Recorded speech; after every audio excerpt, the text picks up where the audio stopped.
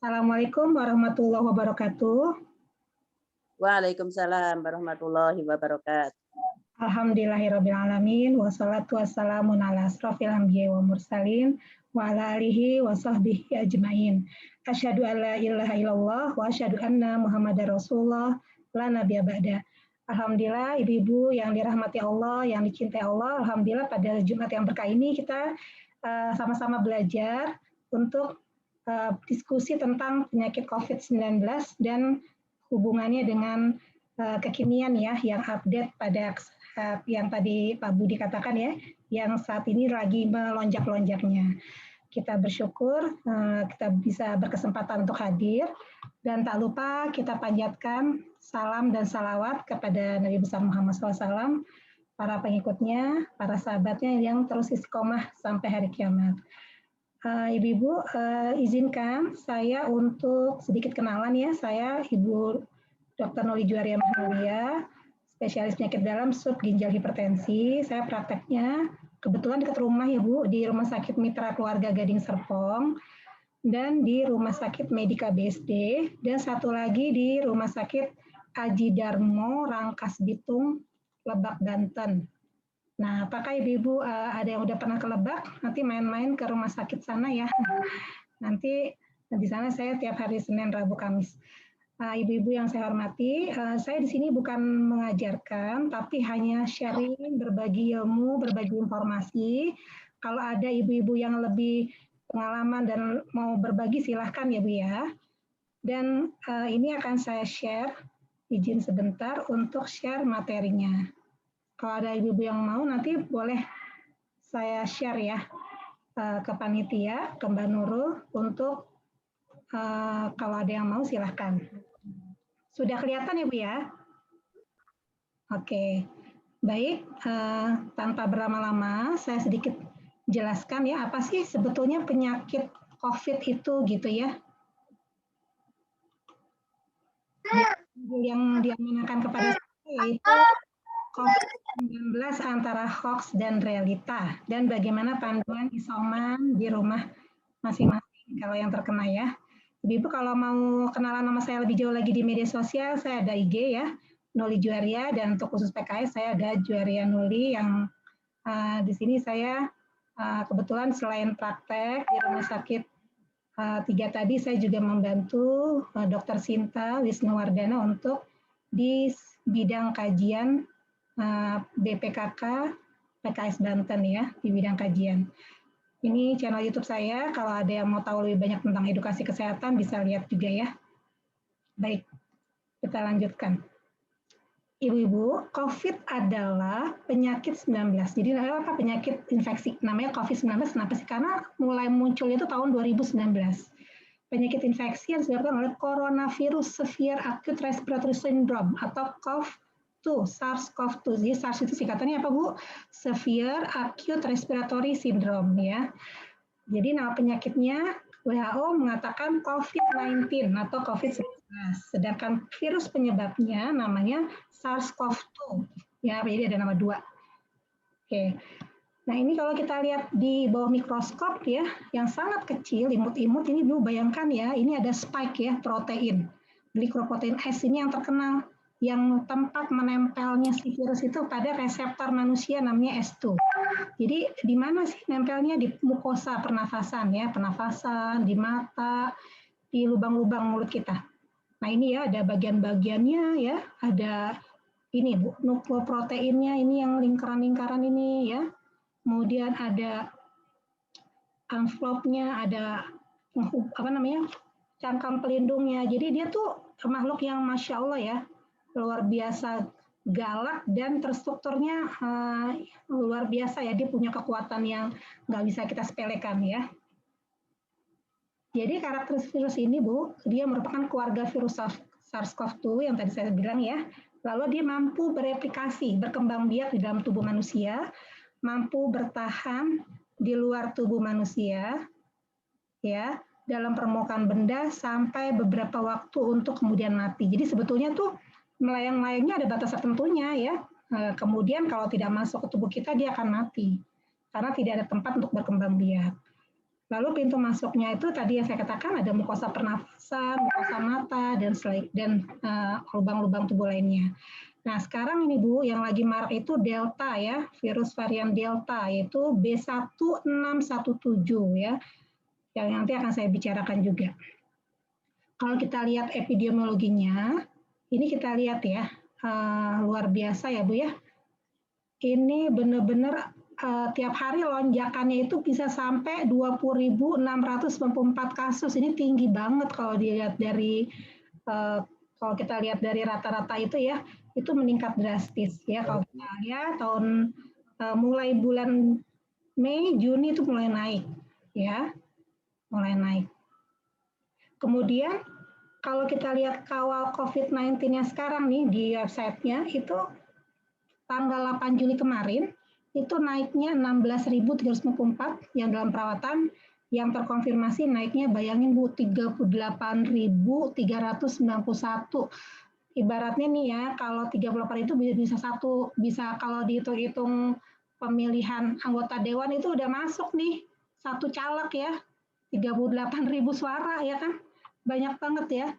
Lalu yang sembuh segini, yang meninggal juga banyak, sehari bisa mencapai 852 orang. Dulu kita ingat ya, cuma berapa sih paling puluhan yang meninggal ya Bu ya? Cuma 20, 30, sekarang ratusan ya. Dan ini orang-orang yang sudah dites ya, ini menurut kawal COVID-19.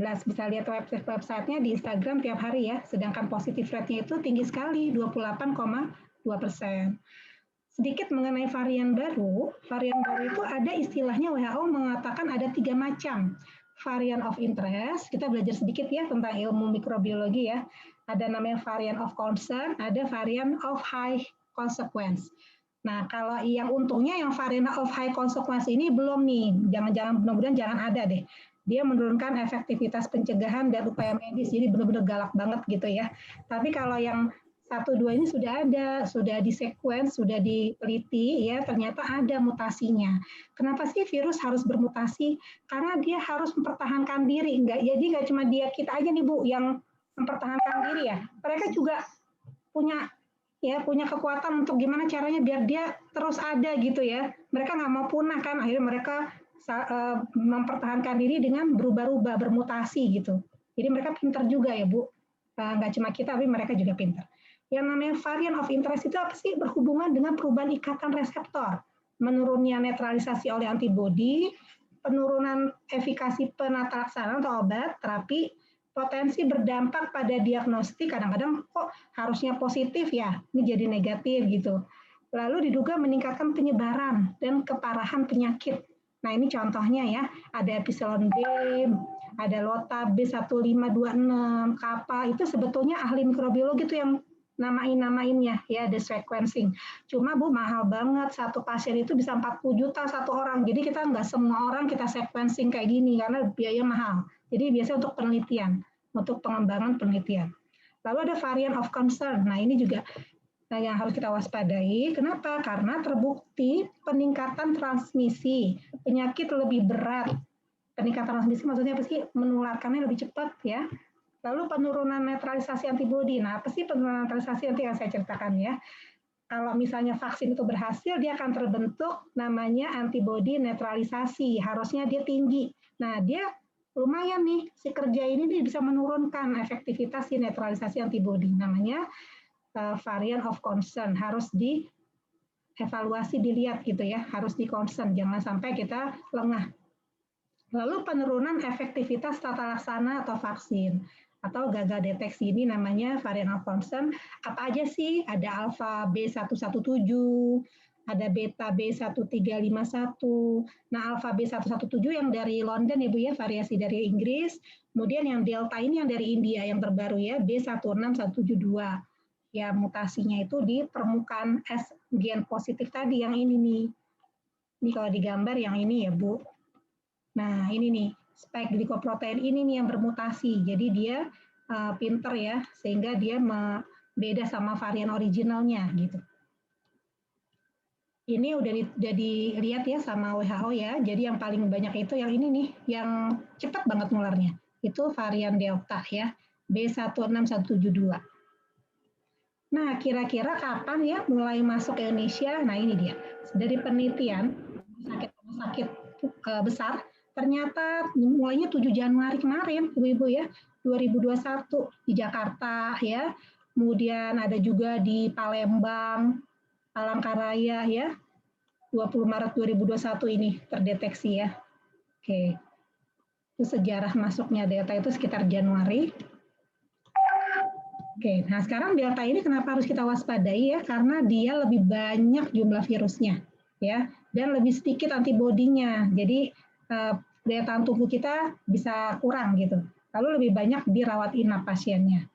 Dikatakan menurut penelitian kalau yang original pasien itu 1 orang bisa menularkan 4 orang, tapi kalau Delta 2 kali lipatnya Bu, 8 orang. Jadi 1 bisa menularkan 8 orang. Oke, kita lanjutkan ya. Gimana sih cara menularkannya? Ada yang sifat langsung melalui droplet ya, langsung ke udara gitu, lewat percikan. Ada yang tidak langsung. Nah, kalau yang langsung itu gimana sih kalau misalnya ada yang pasien COVID? Nggak bisa gara-gara ya, liurnya itu mengandung virus. Makanya harus berjarak 1 atau 2 meter lebih aman. Lalu kemudian yang tidak langsung, nah ini harus hati-hati Ibu ya, yaitu tumpah di permukaan benda. Misalnya di mana ya, di HP kita, kemudian di tas ya, di meja itu ya, yang kemudian kalau kita nggak hati-hati, tangan kita menyentuh nih, terus kita kucek-kucek mata, kan ada mukosa nih di mata kita ya, kucek-kucek mata, hidung ya, ngupil atau mohon maaf ya, kita korek-korek, kemudian kita menguap, kita masuk ya, tanpa cuci tangan. Jadi memang penting banget cuci tangan itu supaya mencegah menyentuh si drop itu tadi, virus-virus yang tumpah tadi. Dia sebetulnya dengan sabun tuh udah bagus loh, udah merusak struktur si kumannya ini. Kalau kita rajin dengan sabun atau paling tidak dengan alkohol atau disinfektan, ya. Oke. Selanjutnya. Nah, menurut penelitian ya, kalau kita batuk tanpa tutup ya, itu dia sifatnya begini Bu, kayak parabola. Set, nah masuklah melayang-layang dan akhirnya dia turun sesuai gravitasi, dia turun ke lantai. Kurang lebih sejarak berapa meter? Kira-kira 2 meter parabola gitu ya Bu ya. Nah, jadi kita nih sebagai ibu rumah tangga, sebagai yang kerja di rumah sakit atau di kantor misalnya ya, harus rajin mengepel lantai. Boleh dengan pemutih ya yang keluarin 5% atau 3% gitu ya, atau apa saja yang mengandung itu, kita pel lantai kita dengan harapan si virusnya itu mati dengan pembersih tadi gitu ya. Nah, permukaan benda juga sama ya, sebaiknya kita cuci tangan ya, kemudian dibersihkan, rajin ngelap-ngelap dan seterusnya.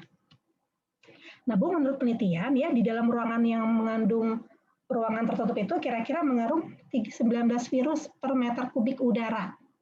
Nah, kalau kita beraktivitas ringan, hirup udara lepas, hirup udara gitu ya, itu kurang lebih kita menghirup 0,5 meter kubik per udara per jam. Nggak usah dipikirin, pokoknya gitu deh Bu ya. Kalau kita menghirup, ada aja tuh yang kehirup udara si virusnya masuk. Nah, jadi kalau misalnya tertutup, tidak ada ventilasi, berarti jumlah virus yang masuk untuk mengakibatkan orang itu kena virus COVID harus lebih dari 300 virus kurang lebih.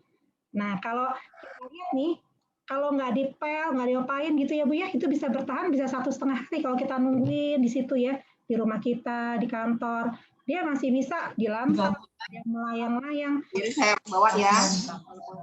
Ibu tolong di-mute dulu ya, supaya kita menyimak sama-sama. Nah, bayangkan ya Bu, kalau misalnya kita nggak bersihin, nggak apa ya, itu virusnya bisa terhirup.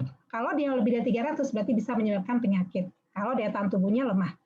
Begitu pula dengan ini nih, ada penelitian nih Bu, namanya Aerodynamic Analysis of SARS-CoV-2 di Wuhan Hospital ya, di Rumah Sakit Wuhan.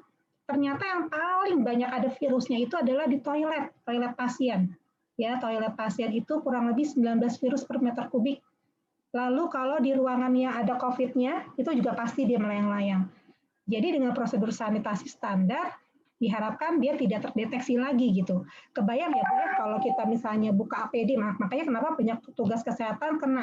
Bisa jadi waktu buka APD, alat pelindung diri ya, hazmat, masker, itu dia masih melayang-layang, terus maskernya udah langsung dibuka dulu gitu. Ya, jadi makanya harus hati-hati sesuai dengan prosedur untuk membuka APD. Nah, yang diharapkan kita juga harus waspada adalah kemungkinan transmisi airborne, dia melayang-layang, apalagi kalau ada, mohon maaf ya Bu ya, misalnya ibu-ibu yang sakit asma, yang aerosol, yang uap, itu jangan sembarangan pada pasien yang COVID. Jadi kalau pasien yang lagi COVID di rumah sakit itu harus dengan ventilasi yang khusus. Kalau dia mau diuap, supaya nanti udara yang melalui uapan itu keluar, itu tidak melayang-layang ke ruangan lain. Itu juga namanya transmisi. Jadi harus dia kalau kita lihat nih, kita tertutup nih, kita apotik beli obat, kemudian tertutup nggak ada ventilasi, jangan lama-lama Bu, 5 menit cepat aja gitu. Ya, cepat aja jangan lama-lama. Karena kalau ventilasi nggak bagus, dia gampang banget bertahan di situ. Jadi walaupun pasiennya udah nggak ada di apotik, tapi karena bekas percikan yang menempel melayang-layang, terus kita masuk, walaupun pasien nggak ada, itu masih bisa berpotensi untuk menyerang kita ya. Nah, ini adalah beberapa penelitian, ada permukaan benda virus yang masih bertahan. Misalnya nih, Ibu bisa seringnya apa ya, uang kertas ini bisa 4 hari ya. Nah, yang paling hati-hati ini Bu, masker. Kalau kita pakai keluar rumah, ini bisa menempel. Jadi kalau bisa, Ibu gunting, kalau udah ya gunting supaya nggak dipakai orang, lalu dikoyak-koyak juga boleh atau digunting-gunting, masukin ke kertas sampah, lalu Ibu cuci tangan gitu ya. Jadi jangan sampai kita nih, mohon maaf ya, apalagi kita lupa ya, bapak-bapak juga kadang-kadang lupa nih, lagi keluar rumah pakai masker, assalamualaikum, salah masuk, kita cium tangan, bapaknya belum cuci tangan, terus masih pakai masker di dalam rumah, nah nggak boleh. Jadi masker yang di luar jangan sampai masuk ke dalam rumah. Tapi kalau bisa nih, Mas, apalagi bapak kita kan kerjanya misalnya sering berinteraksi sama orang, mohon maaf misalnya ada yang supir, ada yang harus bekerja di luar ya, mencari nafkah mau nggak mau ya Bu ya. Nah itu harus buka aja masker, kalau masuk pintu, buka jaketnya, ya, cuci tangan, lalu baru berinteraksi dengan keluarga, dia cuci muka dulu, mandi dulu ya. Kalau perlu, kalau kita masih khawatir, boleh ganti masker di dalam rumah dulu, sampai betul-betul dia udah mandi, udah apa, baru dia buka masker. Jadi benar-benar tidak ada lagi namanya itu apa istilah Bu, klaster keluarga ya. Kadang-kadang orang yang luar pergi masuk rumah itu lupa kalau ada yang dibawa dari luar ke dalam. Itu harus diwaspadai. Nah, ini adalah cara kerja mekanisme terjadi infeksi. Jadi kalau virusnya masuk ke dalam saluran nafas, nah ini Bu namanya reseptor S2, S2. Nih ya, Ibu lihat ya, kayak ada semacam apa nih Bu? Kayak semacam kait ya, menempel sama gen proteinnya S ini. Ya, lalu masuklah dia ke dalam sel. Nah, masuk ke dalam sel, akhirnya dia masuk bereplikasi. Karena dia virus RNA, dia gampang banget ya berkembang biak lalu menjadi 2, 3 dan seterusnya, bisa berjuta-juta. Nah, jadi bayangin ya Bu ya, dia tuh masuk ke dalam sel kita lalu dia mengambil alih sistem RNA kita sehingga kita dipaksa untuk mencetak lagi virus-virus baru. Itu benar-benar luar biasa ya. Dia mengambil alih sel-sel tubuh kita untuk membuat virus-virus baru lagi. Nah, jadi ibu-ibu jangan heran kok pasien atau keluarga saya gejalanya ada yang diare, ya. Padahal kan di pernafasan, ternyata reseptornya ada di mana-mana, ada di usus, di ginjal, pembuluh darah, selain di paru-paru. Jadi bisa aja gejalanya macam-macam. Ini adalah beberapa gejala ya Ibu ya, yang sering banget kita dapati ya. Pertama demam, itu 87,9%. Jadi kalau misalnya demam itu tergantung nanti ringan, sedang, atau berat. Kalau ringan kadang ada cuma 1 hari, ada yang 2 hari. Kok saya demamnya bisa sampai 3 hari? Itulah Bu, variasi orang berbeda-beda. Lalu batuk kering, ini juga banyak, 67,7%. Ada yang berdahak, kemudian ada yang mengeluarkan darah, tapi kecil sekali ya, 0,9, tapi yang paling banyak yang kering. Lalu gangguan pernafasan, kok agak susah sih tarik nafas gitu ya, kok agak berat gitu. Terus nyeri tenggorokan, sakit kepala. Jadi mirip sama influenza ya Bu ya. Ada flu gitu ya, mirip deh. Lalu nyeri kepala, nyeri otot, gangguan penciuman, ini yang paling sering nih. Jadi kalau ada ibu-ibu yang pakai parfum atau minyak kayu putih kok nggak kerasa ya, kok nggak ini sih, nggak ada bau-baunya. Nah itu hati-hati ya, kalau ada kontak dan ada merasa itu, kita pastikan dulu dia COVID atau bukan. Kalau dia bukan, baru kita tenang. Nah, kemudian penurunan pengencapan. Kok semua rasa sama ya?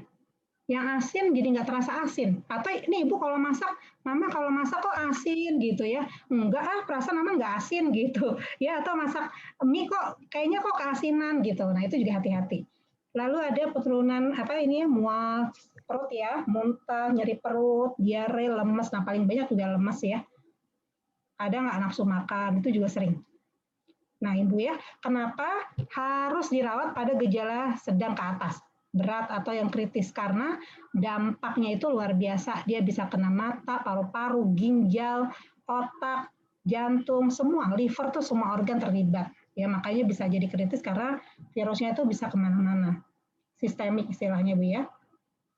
Nah ibu-ibu kenapa nanti mudah-mudahan nih Bu Betty bisa membeli pulse oximetry ya dibagikan ke satgas-satgas di RW RT-nya karena pada pasien yang terkena COVID kalau dia isolasi mandiri di rumah sebaiknya kita punya pulse oximetry. Nah kadang-kadang ada nih Bu istilah happy hypoxemia. Apa sih artinya? Jadi pasien secara subjektif tidak mengeluhkan adanya gejala. Kok kayaknya dia saya nggak merasa sesak kok, tapi kalau di pulse itu kok cuma 90, 84, kan normalnya 95 ke atas ya Bu ya, 95, 96. Bahkan kalau bisa nih kita hirup udara biasa tuh 99, 98 gitu ya. Nah kalau udah mulai 94 ke bawah itu kita harus hati-hati, apalagi yang 80 ke bawah, itu namanya udah sesak napas sebetulnya.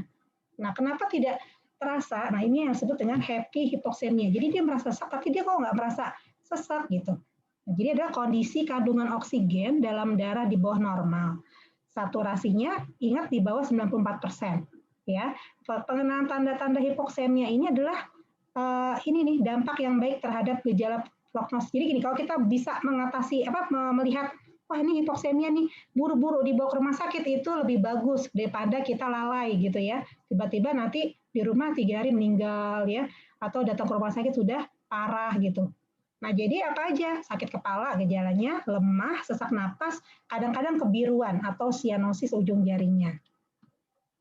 Nah, kenapa bisa terjadi hipoksemia tadi ya, happy hipoksemia?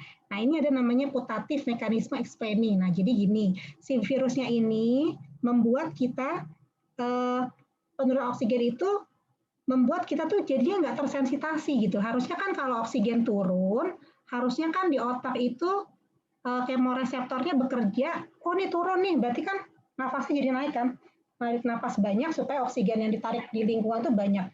Nah, tapi si virus ini nakal, dia bisa mendesensitisasi, menurunkan aktivasi si otak itu atau respon otak untuk bernafas lebih cepat. Jadi virus itu punya mekanisme untuk membuat tidak respon terhadap penurunan oksigen gitu. Jadi akhirnya terjadi gangguan pada respon saraf pusat terhadap hipoksemia yang terjadi. Harusnya kita napasnya sesak, banyak, cepat ya, untuk menarik oksigen lebih banyak, dia malah nggak terlalu gitu ya, nggak terlalu berat, nggak terlihat sesak. Nah makanya ibu harus tahu ya cara mengukur pernafasan yang bagus, tahu nggak ibu? Pernafasan yang standar.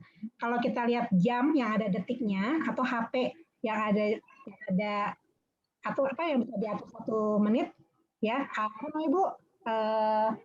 Alarm kan ada tuh stopwatch ya. Coba diklik yang 1 menit itu detik 1, 2, 3. Nah kalau kita napas biasa buang aja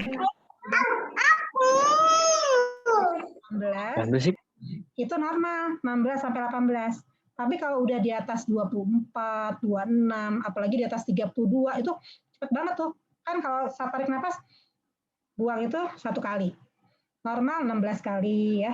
Bisa 14 sampai 16 kali itu normal. Tapi kalau lebih cepat di atas 24, apalagi di atas 32 kali per menit, tarik napas cepat banget 1 menitnya. Nah, itu hati-hati dia sudah sesak napas. Oke. Ibu-ibu yang dirahmati Allah, sebaiknya kita harus tahu nih, bagaimana sih cara menilai dia gejalanya tanpa gejala, ringan, sedang, berat, atau kritis. Nah, kita lihat ya. Di sini Bu, definisinya kalau tanpa gejala itu ya gejalanya cuma paling sakit kepala aja, ringan banget deh. Ya atau berarti sudah nggak bagus tuh. Nah dia 93 ke bawah. Ya kemudian kritis. Nah biasa 5% dari pasien. Kalau pasiennya tuh pneumonia, gagal napas, shock, udah deh nggak tuh, gak sadar, turun, kalau dipanggil nggak nyaut-nyaut, ngorok, nah itu berarti udah berat ya Bu ya. Ini adalah contoh foto ronsen atau X-ray pada COVID, pada pasien COVID. Nah, yang ini kan yang D ini ringan nih Bu, jadi masih ada hitam nih paru-parunya, masih kelihatan hitam. Yang tengah-tengah ini jantung ya. Ini tulang klavikula kita, kanan kiri, ini yang tengah-tengah rakyat terus sampai ke bawah, ke apa namanya bronkus. Yang putih ini jantung, yang kanan kiri paru-paru ini normal. Nah, Ibu bisa lihat nih, kalau yang ada putih-putih bercak ini berarti ada pneumonia tadi. Ya, ada infeksi radang parunya. Nah, kalau makin banyak, ini makin berat. Apalagi kalau sudah ARDS, sudah gagal napas, ini udah hampir semuanya putih-putih. Bayangin, Bu. Udah kayak gini susah banget napasnya ya. Kadang-kadang butuh intubasi, butuh masuk ventilator. Nah, kita sekarang, Ibu-Ibu, saya ingatkan sedikit apa sih istilah suspek, konfirmasi ya. Ini biar kita sama-sama paham ya, Bu. Ingat, saya hanya mengingatkan saja, kalau suspek itu namanya tersangka ya, belum tentu sih, tapi kayaknya kejadiannya deket deh gitu, itu namanya suspek. Yaitu misalnya saya misalnya demam ya di atas 38. Jadi Bu Betty selain punya pusmetri, punya termometer di rumah ya. Di rumah kader, di rumah satgas itu harus punya termometer dan pulse oximetry. Jadi kalau demam di atas 38 atau sama dengan 38, terus ada demam atau ada infeksi saluran pernapasan atas nih, misalnya batuk, sakit tenggorokan, flu ya, atau ada infeksi paru, lalu 14 hari terakhir sebelum timbul gejala mempunyai riwayat kontak. Nah, ada nih, ternyata yang kemarin kita ketemu dia kena COVID gitu ya, itu namanya riwayat kontak. Atau riwayat kontak, atau ada yang positif COVID udah dibuktikan dengan PCR, namanya konfirmasi ya. Atau kita baru pergi ke daerah yang transmisi lokalnya tinggi. Nah, sekarang nih masalahnya udah zona merah di Indonesia ya, hampir semua kota besar itu zona merah. Nah, berarti kalau ada kasus seperti ini kita anggap suspek. Nah, bagaimana kalau harus dikonfirmasi? Harus ada pemeriksaan PCR, swab PCR ya. Sebetulnya swab antigen itu juga oke, bagus, tapi kalau misalnya tidak ada fasilitas, ya bolehlah swab antigen. Tapi kalau ada lebih bagus lagi, bagusnya swab PCR, bukan swab antigen aja. Ya, karena itu udah akurat sekali ya pemeriksaan swab PCR itu. Ya, kalau udah positif PCR-nya dari hidung, dari mulut, berarti udah kita anggap namanya kasus COVID-19 terkonfirmasi. Berarti sudah kita anggap dia COVID. Kalau kontak erat, nah dulu nih Bu ya, dulu sebelum ada Delta nih, kita anggap ya itu 15 menit dalam radius 1 meter ke bawah ya. Bisa jadi orang yang kita kena ini, misalnya Ibu saya pinjam nama Bu Yatun ya, misalnya Bu Yatun, saya ketemu Bu Yatun, silaturahmi. Ternyata Bu Yatun ada COVID, misalnya saya ketemu tanggal 15 bulan Juli nih. Nah, ternyata Bu Yatun itu baru kena COVID-nya 14 hari terakhir. Nah, itu namanya kontak erat. Ternyata jadi 14 hari setelah timbul gejala. Jadi saya misalnya kena COVID. Lalu saya timbul gejalanya itu 14 hari setelah kasus timbul. Jadi gini, jadi range itu 2 hari sebelum timbul gejala, misalnya saya demam tanggal 15, ya. Lalu saya bisa menularkan orang lain itu 2 hari saya sebelum demam, sama hingga 14 hari gitu. Kebayang nggak Bu? Jadi saya demam misalnya tanggal 15. Jadi saya bisa menyebarkan orang itu dari 2 hari sebelum demam sampai 14 hari setelah demam gitu. Makanya disuruh isolasi mandiri itu kenapa sih? Supaya dipantau dan tidak menyebarkan virus lagi. Nah, kalau misalnya saya ketemu sama Bu Yatun, ternyata atau Bu Yatun atau saya membawa, itu lihat aja waktunya. Kalau misalnya nggak timbul gejala, kita nggak tahu ya. Tapi kalau salah satu daerah kita ada yang timbul gejala, di dalam range 2 hari sebelum gejala sampai 14 hari, nah itu berarti itu namanya kontak erat. Nah, yang paling sering kontak erat itu ya udah yang sering ke rumah sakit tuh petugas kesehatan, orang yang membawa pasien ya, mengantar pasien. Nah, ini ya. Dulu yang sebelum ada Delta itu biasanya kita anggap 15 menit. Tapi sekarang kalau ada Delta itu ya tergantung. Katanya kalau berpapasan kena, sebetulnya bukan berpapasan kena, tergantung gini. Tergantung si pasien itu nutup nggak sih maskernya dengan benar, kadang nggak begini. Ada yang begini ya Bu ya. Nah, kalau si pasien itu nggak menutup masker dengan benar, walaupun tidak sampai 15 menit, dia mengeluarkan percikan, dia batuk, ya udah melayang-layang tuh. Nah, dilalanya ya, kita ada di situ walaupun belum 15 menit, Tapi kalau kita lihat volumenya tadi virusnya lebih dari 300, ya tadi ya Bu ya kita udah belajar ya, berapa 19 virus per meter kubik gitu ya. Lalu kita beraktivitas ringan, sedang gitu ya, yang sering mengeluarkan, kita nggak perhatiin orang itu gitu ya, terus kita buka-buka makan bersama lagi, kita buka masker ya nggak Bu? Kebetulan ada orang yang baru keluar dari ruangan itu, batuk, nggak pakai masker, melayang-layang.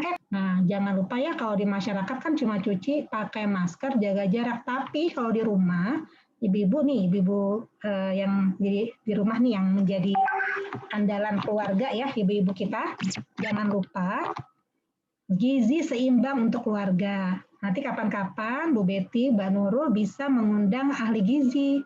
Bagaimana mempersiapkan gizi yang baik di tengah pandemi ini ya. Bisa juga ya nanti belajar tentang mengadakan gizi seimbang di rumah. Lalu kelola stres. Nah, saya punya teman ya, aduh Bu, deket-deket bentar-bentar meninggal pengumuman masjid, bentar-bentar pengumuman masjid meninggal. Jadi kita aduh pusing ya, stres gitu ya. Padahal dia sehat-sehat aja. Nah, jangan sampai kita terpengaruh ya. Memang kita bersedih, berduka, tapi jangan sampai mempengaruhi kita untuk menjadi depresi, takut gitu, jangan. Jadi kelola stres dengan benar. Nah, berobat kalau emang sakit, tidur yang cukup, mandi setelah bepergian, olahraga atau peregangan. Jangan lupa disinfeksi. Itu namanya protokol kesehatan, nggak cuma yang tadi ya Bu ya, nggak cuma 3M, tapi juga sebetulnya banyak. Oke, kita lanjutkan. Nah ini ya, sekarang kita sebut dengan new normal. Jadi kebiasaan baru ini, aduh sebetulnya saya malas banget ya pakai masker, tapi bagaimana lagi ya? Nah, kalau ada yang bilang pakai masker menurunkan oksigen tuh hoax ya Bu, jangan dipercaya. Kan sekarang kita lagi bahas hoax antara COVID, antara hoax dan realita, tadi saya bahas juga ya. Adalah yang bilang kalau pakai masker malah kita kurang oksigen, itu ngaco, jadi jangan didengar ya. Nah, justru kita pakai masker ini melindungi ya. Kalau Ibu tidak ada apa-apa, tidak ada kendala dan tidak ada keluar rumah yang penting-penting banget, mendingan di rumah. Apalagi kita butuh serentak nih. Bu ya, PSBB ya. PPKM itu serentak itu 14 hari itu atau 3 minggu itu sebetulnya kalau kita kompak ibaratnya itu kayak kita ya ibaratnya menderita tanda kutip tapi serentak bareng-bareng, tapi untuk suatu hal yang cerah ke depannya itu lebih bagus lagi penurunannya, bisa dihalau penyebarannya. Jadi kita harus kompak 3 minggu jebret gitu sampai tanggal 20 Juli, jangan warawiri, tapi rumah yang perlu-perlu aja itu insya Allah akan menurunkan ledakan si Delta ini. Ya, gunakan masker terus ya, hindari keluar rumah, apalagi ke tempat ramai, lakukan disinfeksi rutin, rajin mengepel dan seterusnya ya. Jadi ibu-ibu, nah bedanya karantina sama isolasi apa nih? Kalau karantina itu biasanya dia masih sehat.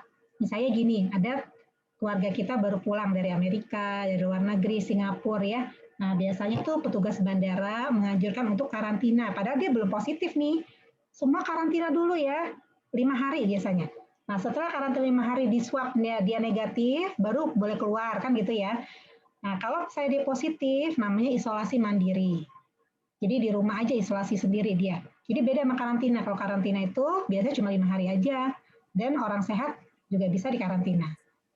Lalu jangan lupa tadi ya, gerakan 6M tadi, dan gerakan 3T, testing, tracing, treatment. Lalu 3P, protokol, pengawasan, penegakan hukum. Nah ini juga kita nggak cuma sekedar kita aja nih, tapi juga pemerintah, semuanya juga harus sama-sama ya. Ada orang-orang yang masih merokok di pinggir jalan ya, mohon maaf ya, masih buka masker, merokok. Nah itu harusnya ditindak ya, jangan sampai kok dia orang-orang pada nutup masker, dia merokok bebas gitu, nggak boleh ya. Jadi harus kompak, jangan cuma sebagian masyarakat, tapi sebagian masyarakat lain nggak mengerjakannya. Jadi nggak ada pengawasan ya, seperti itu. Jadi ingat-ingat Ibu, penularan itu bisa langsung dari orang ke orang atau tidak langsung. Jadi virus yang masih melayang-layang, tinggal di bawah, ya di lantai dan seterusnya. Kita menginjak-injak, kita megang dan seterusnya. Nah makanya yang paling efektif itu adalah pembersihan dan ventilasi. Jadi pembersihan itu apa sih? Cuci tangan. Semua barang-barang yang terkontak dengan pasien dicuci, ya. Lalu ventilasi, ibu-ibu buka deh pagi-pagi tuh buka jendela, buka pintu ya, di ventilasi diperbaiki supaya menurunkan yang tadi, supaya udaranya itu benar-benar terhindar dari virus ya. Baik Ibu, kita lanjutkan ya. Nah jadi yang namanya risiko itu ada banyak ya. Coba kita lihat. Ibu-ibu nih, kalau risiko rendah ya, bapak-bapak membeli makanan, ya itu juga ada risikonya. Membuka kotak surat di gerbang, mengisi BBM, bermain tenis, berkemah. Kalau agak rendah nih, berjalan, berlari, bersepeda, menginap di hotel-hotel, dan seterusnya. Nah, ibu-ibu, kalau untuk anak-anak yang masuk sekolah itu juga harus lihat-lihat juga ya, apakah semua sekolah itu sudah mematuhi protokol kesehatan.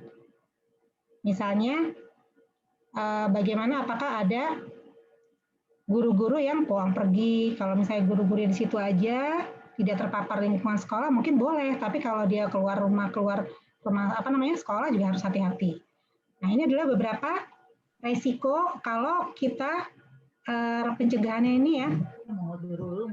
Jadi bisa turun sampai 85% ya kalau kita cuci pakai sabun, pakai masker kain, double itu lebih bagus lagi, Bu.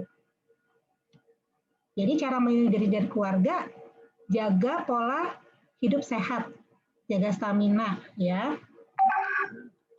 Sebentar ya, Bu. Tutup ya. Bentar ya.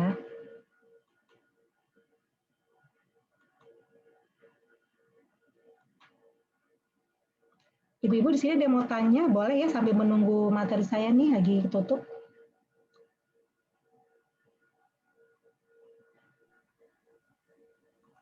Ya, silakan ibu-ibu bagi yang mau bertanya.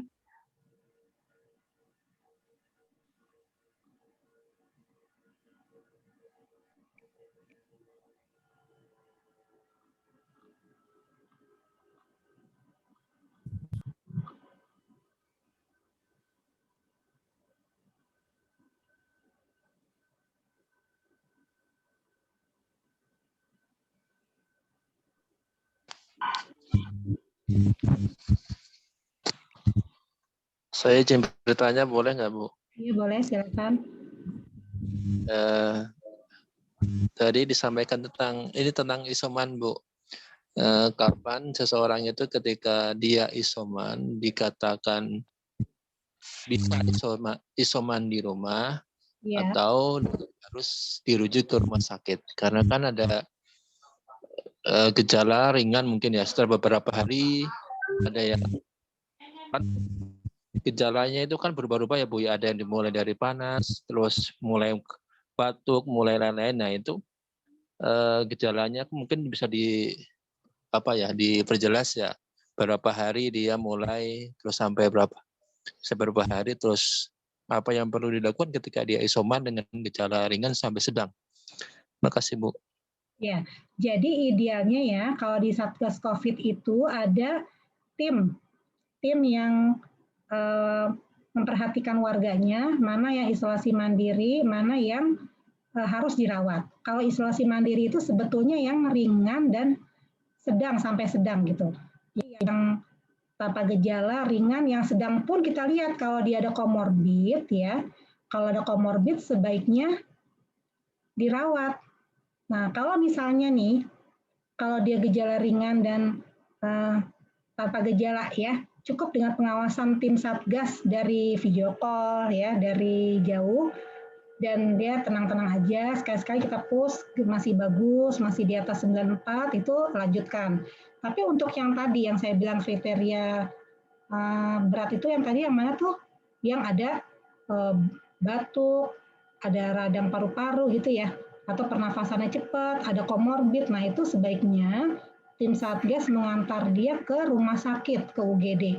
Walaupun dia harus mengantri, nggak apa-apa, dijabarin aja, harus sabar keluarga dan yang mengantarkannya, pasiennya juga ya, supaya nanti kalaupun nanti ada yang pulang, nanti dia daftar, tetap kita ada waiting list gitu. Jadi jangan sampai kita kebingungan, aduh dia udah sedang ada komorbid, pas berat banget baru datang. Nah ketika dia baru datang, khawatirnya apa? Kalau datang udah nggak baru datang kan kita menunggu prosedur tadi, waiting list, daftar gitu ya, udah agak terlambat. Jadi alangkah baiknya kalau yang sedang ini yang harus sudah mulai mencari-cari dengan bantuan Satgas ya, idealnya sih dibantu ya, nggak cuma sendiri ya, dibantu untuk mengantarkan walaupun harus antri di waiting list nggak apa-apa, yang penting dia sudah masuk namanya sudah ada kan gitu ya, sudah ada oksigen misalnya di UGD dan seterusnya. Nah, yang namanya sedang berat yang ini nih, udah kelihatan ya Bu Yatun ya? Sudah. Nah, itu yang tadi yang sedang berat itu yang ini. Kalau yang sedang itu memang idealnya kan semua pasien di ronsen ya, tapi kan kadang-kadang untuk ronsen aja susahnya minta ampun ya. Nah, kita lihat aja pernafasannya. Kalau kita lihat nafasnya itu di atas 26, 25, di hampir 30 itu berarti udah berat itu Pak ya. Kalau di pos itu saturasi 93 ke bawah, itu langsung nggak ada cerita ke rumah sakit idealnya. Nunggu aja sampai waiting list ada. Jadi kalau gimana caranya ya biar kelihatan tadi dengan pasien apa tadi yang bertanya? Pak, lihat aja dia bisa jalan-jalan nggak, makannya bagus nggak gitu ya. Kalau dia bagus, bisa jalan, masih bisa ngobrol, kalau ngobrol, kalau napas masih bisa ngobrol, masih bisa menyanyi lagi. Nah itu berarti oke ya. Tapi kalau dia nafasnya udah lebih dari 30, ada penyakit diabetes, ada darah tinggi, usia lanjut, nah itu sebaiknya dirujuk. Makanya tiap hari, nanti akan saya cerita ya, Satgas itu apa sih kerjanya, nanti saya akan cerita di akhir ya. Itu sebaiknya dipantau terus Pak, gitu ya. Baik Bu Yatun, saya lanjutkan ya. Mohon maaf tadi ini laptopnya drop ya. Selanjutnya kita coba bicara tentang ini.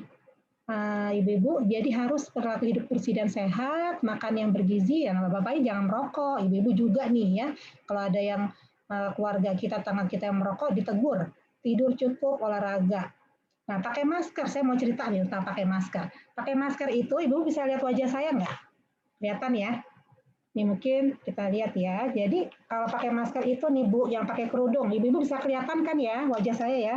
Nih, kalau pakai kerudung itu, ini jangan terlalu ini Ibu, jadi harus nutup. Pipinya harus ditutup ya. Ini jilbabnya nutupin asap, jangan sampai matanya kelihatan ya. Nanti lakam pandangnya terganggu. Ini jilbabnya dibajuin, tuh. Jadi kayak gini Bu ya. Lalu ada yang masker medis. Masker medisnya gimana sih makainya?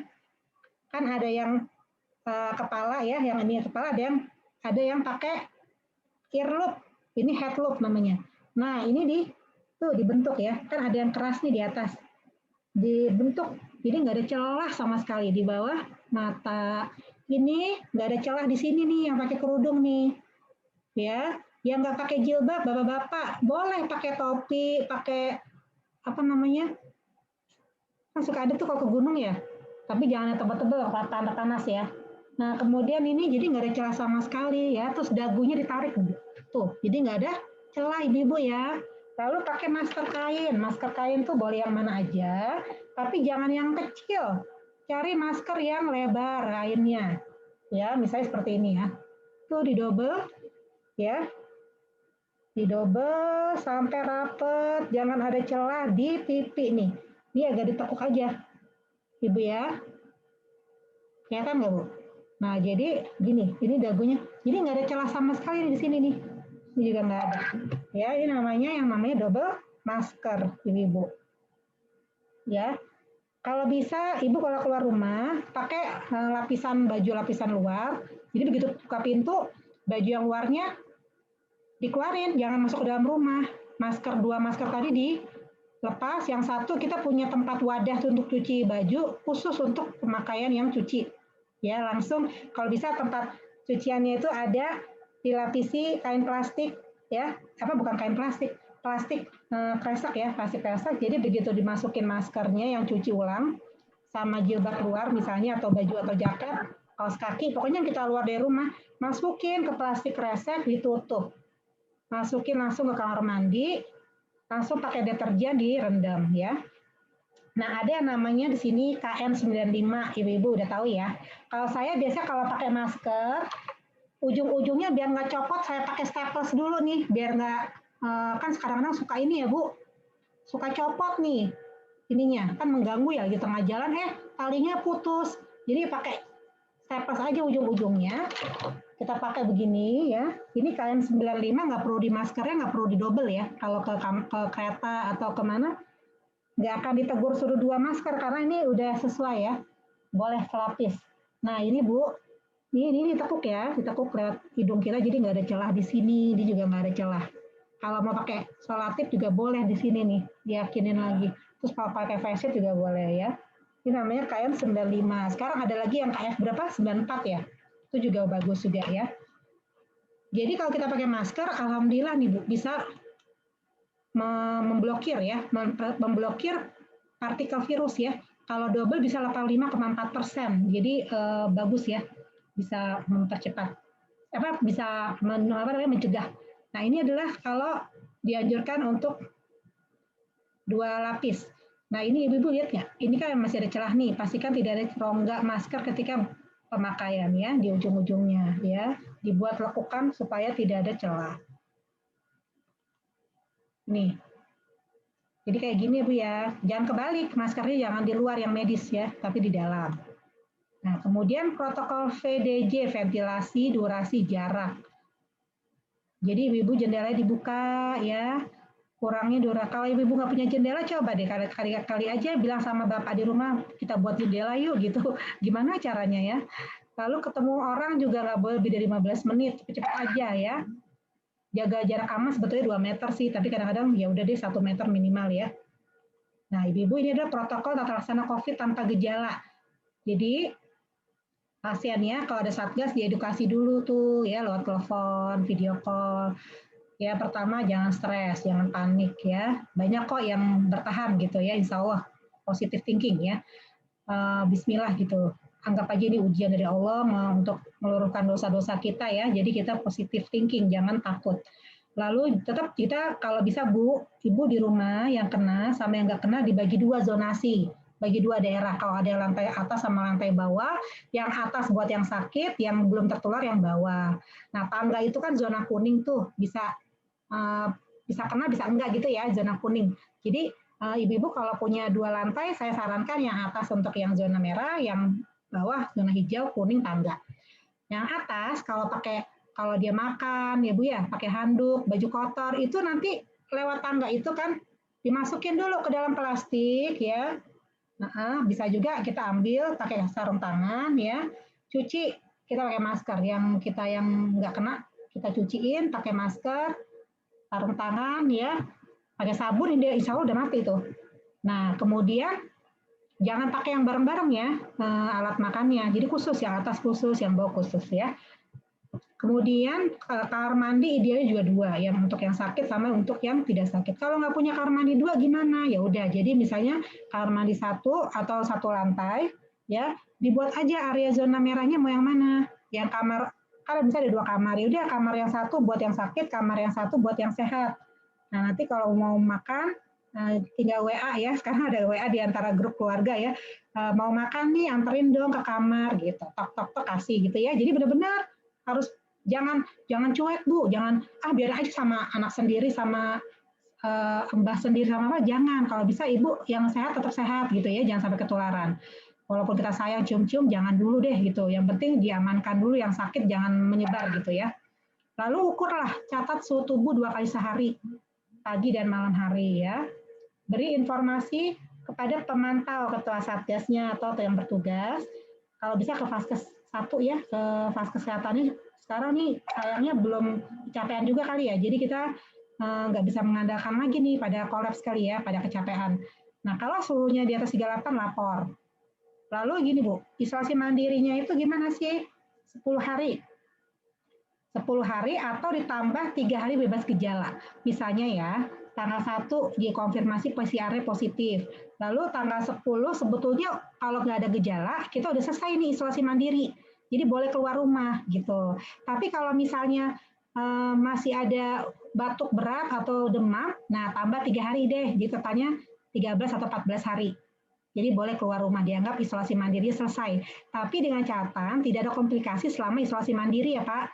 Jadi kalau misalnya kita berdiam di rumah isolasi mandiri, lalu udah 13 hari atau 14 hari ke-14, kita nggak ada gejala memberat, kita malah membaik, nafsu makan membaik, kita boleh keluar rumah.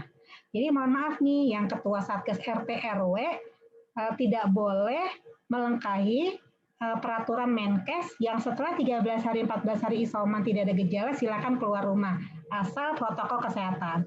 Jangan sampai RT RW kita bilang harus PCR negatif baru keluar rumah. Itu keliru, itu berarti sudah melanggar Depkes atau Menkes yang hanya membolehkan sudah boleh membolehkan keluar rumah 13-14 hari. Jadi nggak harus PCR negatif ya, nggak harus PCR negatif. Jadi kalau dia PCR masih positif, tapi sudah 14 hari isolasi mandiri di rumah, gejala yang membaik, silahkan keluar rumah tapi pakai protokol kesehatan ya. Jadi ini untuk yang gejala tanpa gejala. Nah obatnya apa? Vitamin aja biasanya sih ya. Kalau syukur-syukur sekarang ada itu azitromisin boleh lah, tapi kalau ringan mendingan vitamin aja. Nanti bisa dibaca ya Bu. Nah, kalau yang gejala ringan sama yang tadi ya, edukasinya sama. Nah, lalu ditambah nih. Ya, ditambah vitamin, doxycycline 2x100 atau azitromisin 5 hari ya. Kemudian ini obat cacing ivermectin ini ada yang pro, ada yang kontra. Bukannya tiap hari minumnya, cuma sekali aja ya Bu ya. Single dose sekali doang ya, nggak tiap hari makan ini. Itu pun juga masih ada yang karena masih pro dan kontra, masih ada penelitian. Ada juga dokter yang tidak menyarankan ya. Khawatir efek sampingnya ya Bu ya. Lalu ada vitamin D 5.000 international unit, ada vitamin C-nya boleh 1.000 atau 500 ya. Ada zinc, vitamin E boleh. Jadi multivitamin lah pokoknya ya Bu ya. Kemudian kalau gejalanya sedang, kalau gejala sedang idealnya kan harus diperiksa nih ronsennya, ya periksa darah, kemudian dilihat dedimernya kan idealnya kan ini ya ada poli di rumah sakit itu ada poli khusus COVID ya, ada UGD khusus COVID. Jadi kalau yang sedang itu harusnya kalau di luar negeri kan gitu ya, ada poliklinik COVID. Jadi kalau misalnya dokter paru atau penyakit dalamnya akan memutuskan oh ini walaupun sedang ya udah diisolasi mandiri di rumah tapi dengan pemantauan. Kalau misalnya dia ada komorbid ya udah deh rawat aja walaupun dia masih sedang nih. Nah, nanti diperiksa labnya, dedimernya ya, kekentalan darahnya, ronsen kan gitu. Tapi kadang-kadang tempat nggak ada ya terpaksa kalau yang sedang boleh dirawat tapi dengan pemantauan. Asal kalau memberat tim Satgas cepat-cepat ke rumah sakit walaupun harus antri ya untuk mendapat perawatan kalau seandainya memburuk atau ada komorbid, lansia dan seterusnya. Nah, ini Ibu bisa baca ya, obatnya bisa pakai antivirus ya, bisa banyak nih bisa dibaca ya Bu. Kalau berat memang harus dirawat, nggak bisa dirawat di rumah karena butuh oksigen yang alirannya tinggi, ya. Lalu obat-obatnya banyak yang suntik, kadang-kadang nafsu makan turun, kesadaran turun, jadi susah kita andalkan untuk makan sendiri, jadi harus dirawat. Ya, kemudian inilah obat-obatnya, nanti Ibu bisa baca ya. Kalau yang berat bisa pakai kortikosteroid, obat-obat yang kadang-kadang nggak di-cover sama pemerintah, harus bayar pribadi ya, plasma, macam-macam deh. Ada IVIG dan seterusnya ya. Nah, jadi Ibu saya ulangi lagi, kalau dia tanpa gejala cukup 10 hari. Tapi kalau ada gejala ringan, ya udah dia tambah 3 hari dari bebas gejala. Sedang, nah ini tergantung. Kalau dia ada komorbid, sebaiknya udah mulai ancang-ancang ke rumah sakit, cari rumah sakit. Kalau berat apalagi, langsung dirawat ya. Oke, ini kita lanjutkan. Nah, kadang-kadang ada fenomena long COVID. Ya, gimana ya, kadang-kadang habis COVID, kok penciuman saya udah 2 minggu masih belum ada nih, nggak apa-apa, sabar aja. Pokoknya perbaiki daya tahan tubuh kita, banyak makan yang bergizi, olahraga, nanti lama-lama akan timbul kembali lagi. Cuma tiap orang berbeda-beda, ada yang 2-6 minggu ya, ada yang 2 bulan, ya udah nggak apa-apa, yang penting kita optimis saja ya. Kadang-kadang lama, kadang cepat ya. Ada nih yang lemes, masih berlanjut lemesnya, ada yang batuknya kok masih ada dikit-dikit ya. Terus ada yang sakit kepala, nyeri-nyeri badan, bahkan ada yang diare ya. Tapi diarenya nggak parah banget sih, biasanya ringan. Nah kalau begitu laporin aja kalau emang mengganggu ya. Kalau misalnya ibu-ibu ada penyakit lain ya, penyakit lain yang selain COVID nih, ya boleh nggak sih kontrol ke dokter kalau emang itu penyakitnya berat, banyak penyakit komorbid ya nggak apa-apa, asal pakai protokol kesehatan. Ibu pakai masker double ke rumah sakit, kan saya harus ambil obat diabetes, saya harus ambil obat gagal ginjal, mau nggak mau ya periksa lab misalnya 2 bulan sekali, tetap tapi ikuti protokol kesehatan, pakai jaket, kaos kaki, tangan panjang, udah kayak ke astronot ya Bu ya, ke bulan ya. Tapi yang penting enjoy, jangan ini ya, pokoknya pakai protokol kesehatan yang benar, APD-nya. Kalau emang harus ke dokter atau ke rumah sakit untuk periksa darah, untuk ambil obat ya udah nggak apa-apa ya. Kadang-kadang saya boleh loh ngebolehin kalau ada keluarganya mau ngambil obat, nggak apa-apa. Bisa anaknya ngambil obat rutin, silakan. Yang penting lapor ke perawatnya ya. Oke, kita lanjutkan sekarang tentang vaksin, Ibu ya. Vaksin itu sebetulnya apa sih definisinya? Ini produk biologis yang dapat menghasilkan imunitas spesifik untuk penyakit tertentu, itu namanya vaksin. Jadi produk biologis. Sedangkan vaksinasi adalah proses pemberian vaksin ke dalam tubuh untuk menghasilkan imunitas spesifik untuk penyakit tertentu. Sedangkan imunisasi adalah proses yang menyebabkan seseorang menjadi imun sehingga tercegah dari penyakit melalui vaksinasi. Jadi kita mengenal vaksin itu banyak ya. Kalau yang dewasa itu ada kanker leher rahim, itu udah ada vaksinnya untuk mencegah kanker leher rahim. Ada vaksin tipes, vaksin influenza tiap tahun. Kalau ibu ke umroh sama haji, ada meningitis ya, ada influenza juga. Apalagi Bu, pneumonia sekarang untuk usia-usia di atas 50 tahun itu dianjurkan untuk pneumonia, dan usia 50 tahun diharapkan juga bisa vaksin yang namanya tuh cacar herpes. Pernah dengar Bu, herpes zoster? Yang gatal bang kalau kena, nah itu udah ada vaksinnya untuk orang dewasa ya. Nah sekarang kita tambah lagi vaksin COVID, selain hepatitis B untuk anak ya, untuk yang anak-anak kan sekarang ibu-ibu udah tahu deh, vaksin wajib sama tambahan. Dewasa juga ada sebetulnya. Kalau kita lihat apa sih yang namanya imunitas, itu ada dua, yaitu imunitas alami atau natural dan didapat. Kalau alami itu ada yang aktif, ada yang pasif. Misalnya apa? Misalnya saya nih Desember udah kena COVID ya Bu ya. Nah, jadi saya punya antibodi setelah infeksi. Nah, kalau udah dapat antibodinya, kalau COVID memang lama-lama akan menurun sih, makanya perlu divaksin lagi 3 bulan setelahnya ya. Lalu pasif yaitu dari ibu melalui janin, ya itu juga bisa. Sedangkan yang didapat ini nih, yang sedang digiat-giatkan adalah imunisasi aktif, yaitu setelah pemberian vaksin. Kalau pasif, pemberian IVIG, ya gamma ras mereknya atau apapun ya, itu untuk pemberian antibodi yang khusus untuk pasien-pasien yang sembuh dari COVID dengan antibodi tertentu ya, itu boleh. Tujuannya vaksin apa sih? Sebetulnya bukan untuk jualan, bukan untuk gaya-gayaan ya, tapi untuk apa sih? Banyak Bu. Pertama, menurunkan angka kesakitan dan kematian akibat COVID. Ya, menurunkan salah satu ikhtiar kita lah gitu ya, upaya kita ya supaya kita nggak banyak yang kena gitu kan, apalagi sampai meninggal. Lalu mencapai kekebalan kelompok atau namanya herd immunity. Ibu sering dengar ya, herd immunity itu artinya kekebalan kelompok. Nah, kalau bisa mencapai 70% supaya dia bisa melindungi 30% yang tidak bisa vaksin. Siapa aja sih yang tidak bisa vaksin? Orang yang punya kanker harus di kemoterapi ya Bu ya.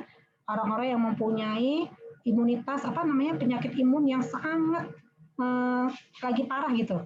Ya, misalnya lupus berat, kan itu obat-obat itu imunosupresan, menurunkan imunitas. Jadi nggak bisa kita vaksin, bukannya bahaya, tapi nggak ada respon karena dia imunitasnya lagi ditekan ya.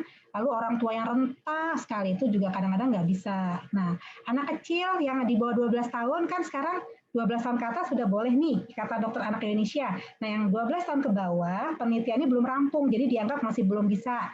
Nah, itu kita lindungi tuh. Jadi dengan 70% yang vaksin diharapkan dapat melindungi 30%, termasuk anak 12 tahun ke bawah, orang tua renta, dan orang-orang yang berpenyakit khusus yang tidak bisa.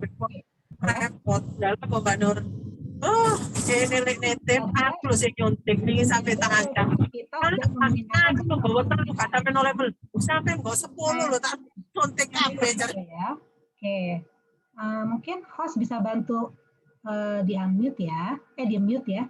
Oke, selanjutnya melindungi dan memperkuat sistem kesehatan secara menyeluruh.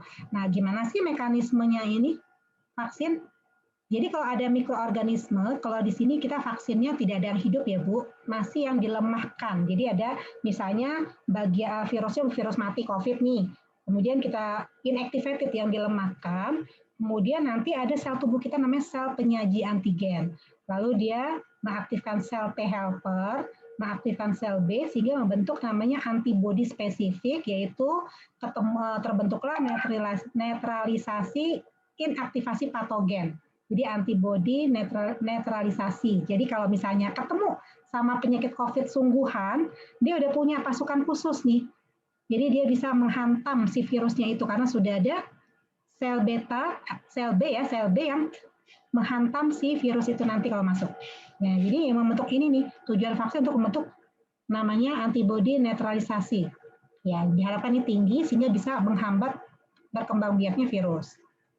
Jadi tadi ya Ibu ya, tapi bukan jaminan kalau udah vaksin udah deh buka aja masker, nggak bisa, karena nanti salah satu ikhtiar sama dengan 3M tadi, menjaga jarak, pakai masker, cuci tangan ya, jadi sama.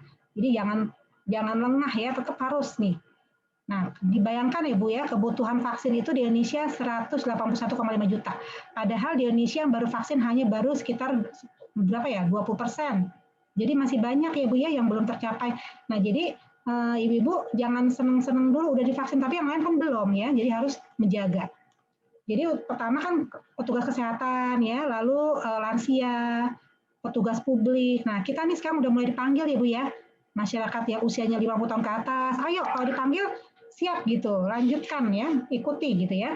Lalu baru masyarakat lainnya. Ini baru sampai periode ini nih, baru tahap 3, belum 4. Jadi target kita 2022 ya, Agustus baru kelar tahun depan. Nah, ini ada tokoh-tokoh yang sudah divaksin ya, Ibu-ibu ya. Ini ada Presiden Turki Erdogan, itu sudah pakai vaksin Sinovac ya.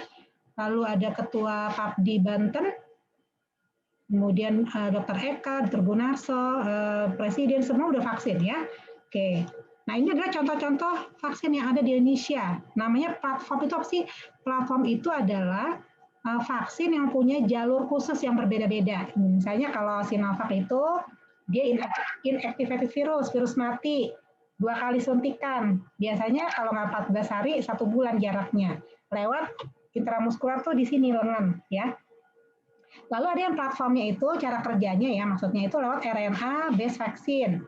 Ya, misalnya kalau AstraZeneca nih, viral vektornya ya, atau Moderna, Pfizer itu lewat RNA based vaksin. Nah, itu juga sedang dikembangkan oleh semua fakultas kedokteran di Indonesia ya, UI, Unpad, Surabaya itu semua sedang membuat vaksinasi, namanya vaksinasi merah putih. Mudah-mudahan tahun depan sudah ada ya, dengan platform yang berbeda-beda. Sedang running penelitiannya, kita tunggu aja.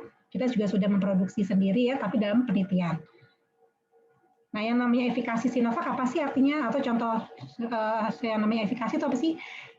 Ini contoh Sinovac ya. Contohnya katanya Sinovac itu di Indonesia 65,3%. Artinya apa? Artinya vaksin ini dapat mencegah kejadian infeksi COVID sejumlah 65,3% dibandingkan dengan orang yang tidak divaksin. Jadi lumayan ya Bu ya.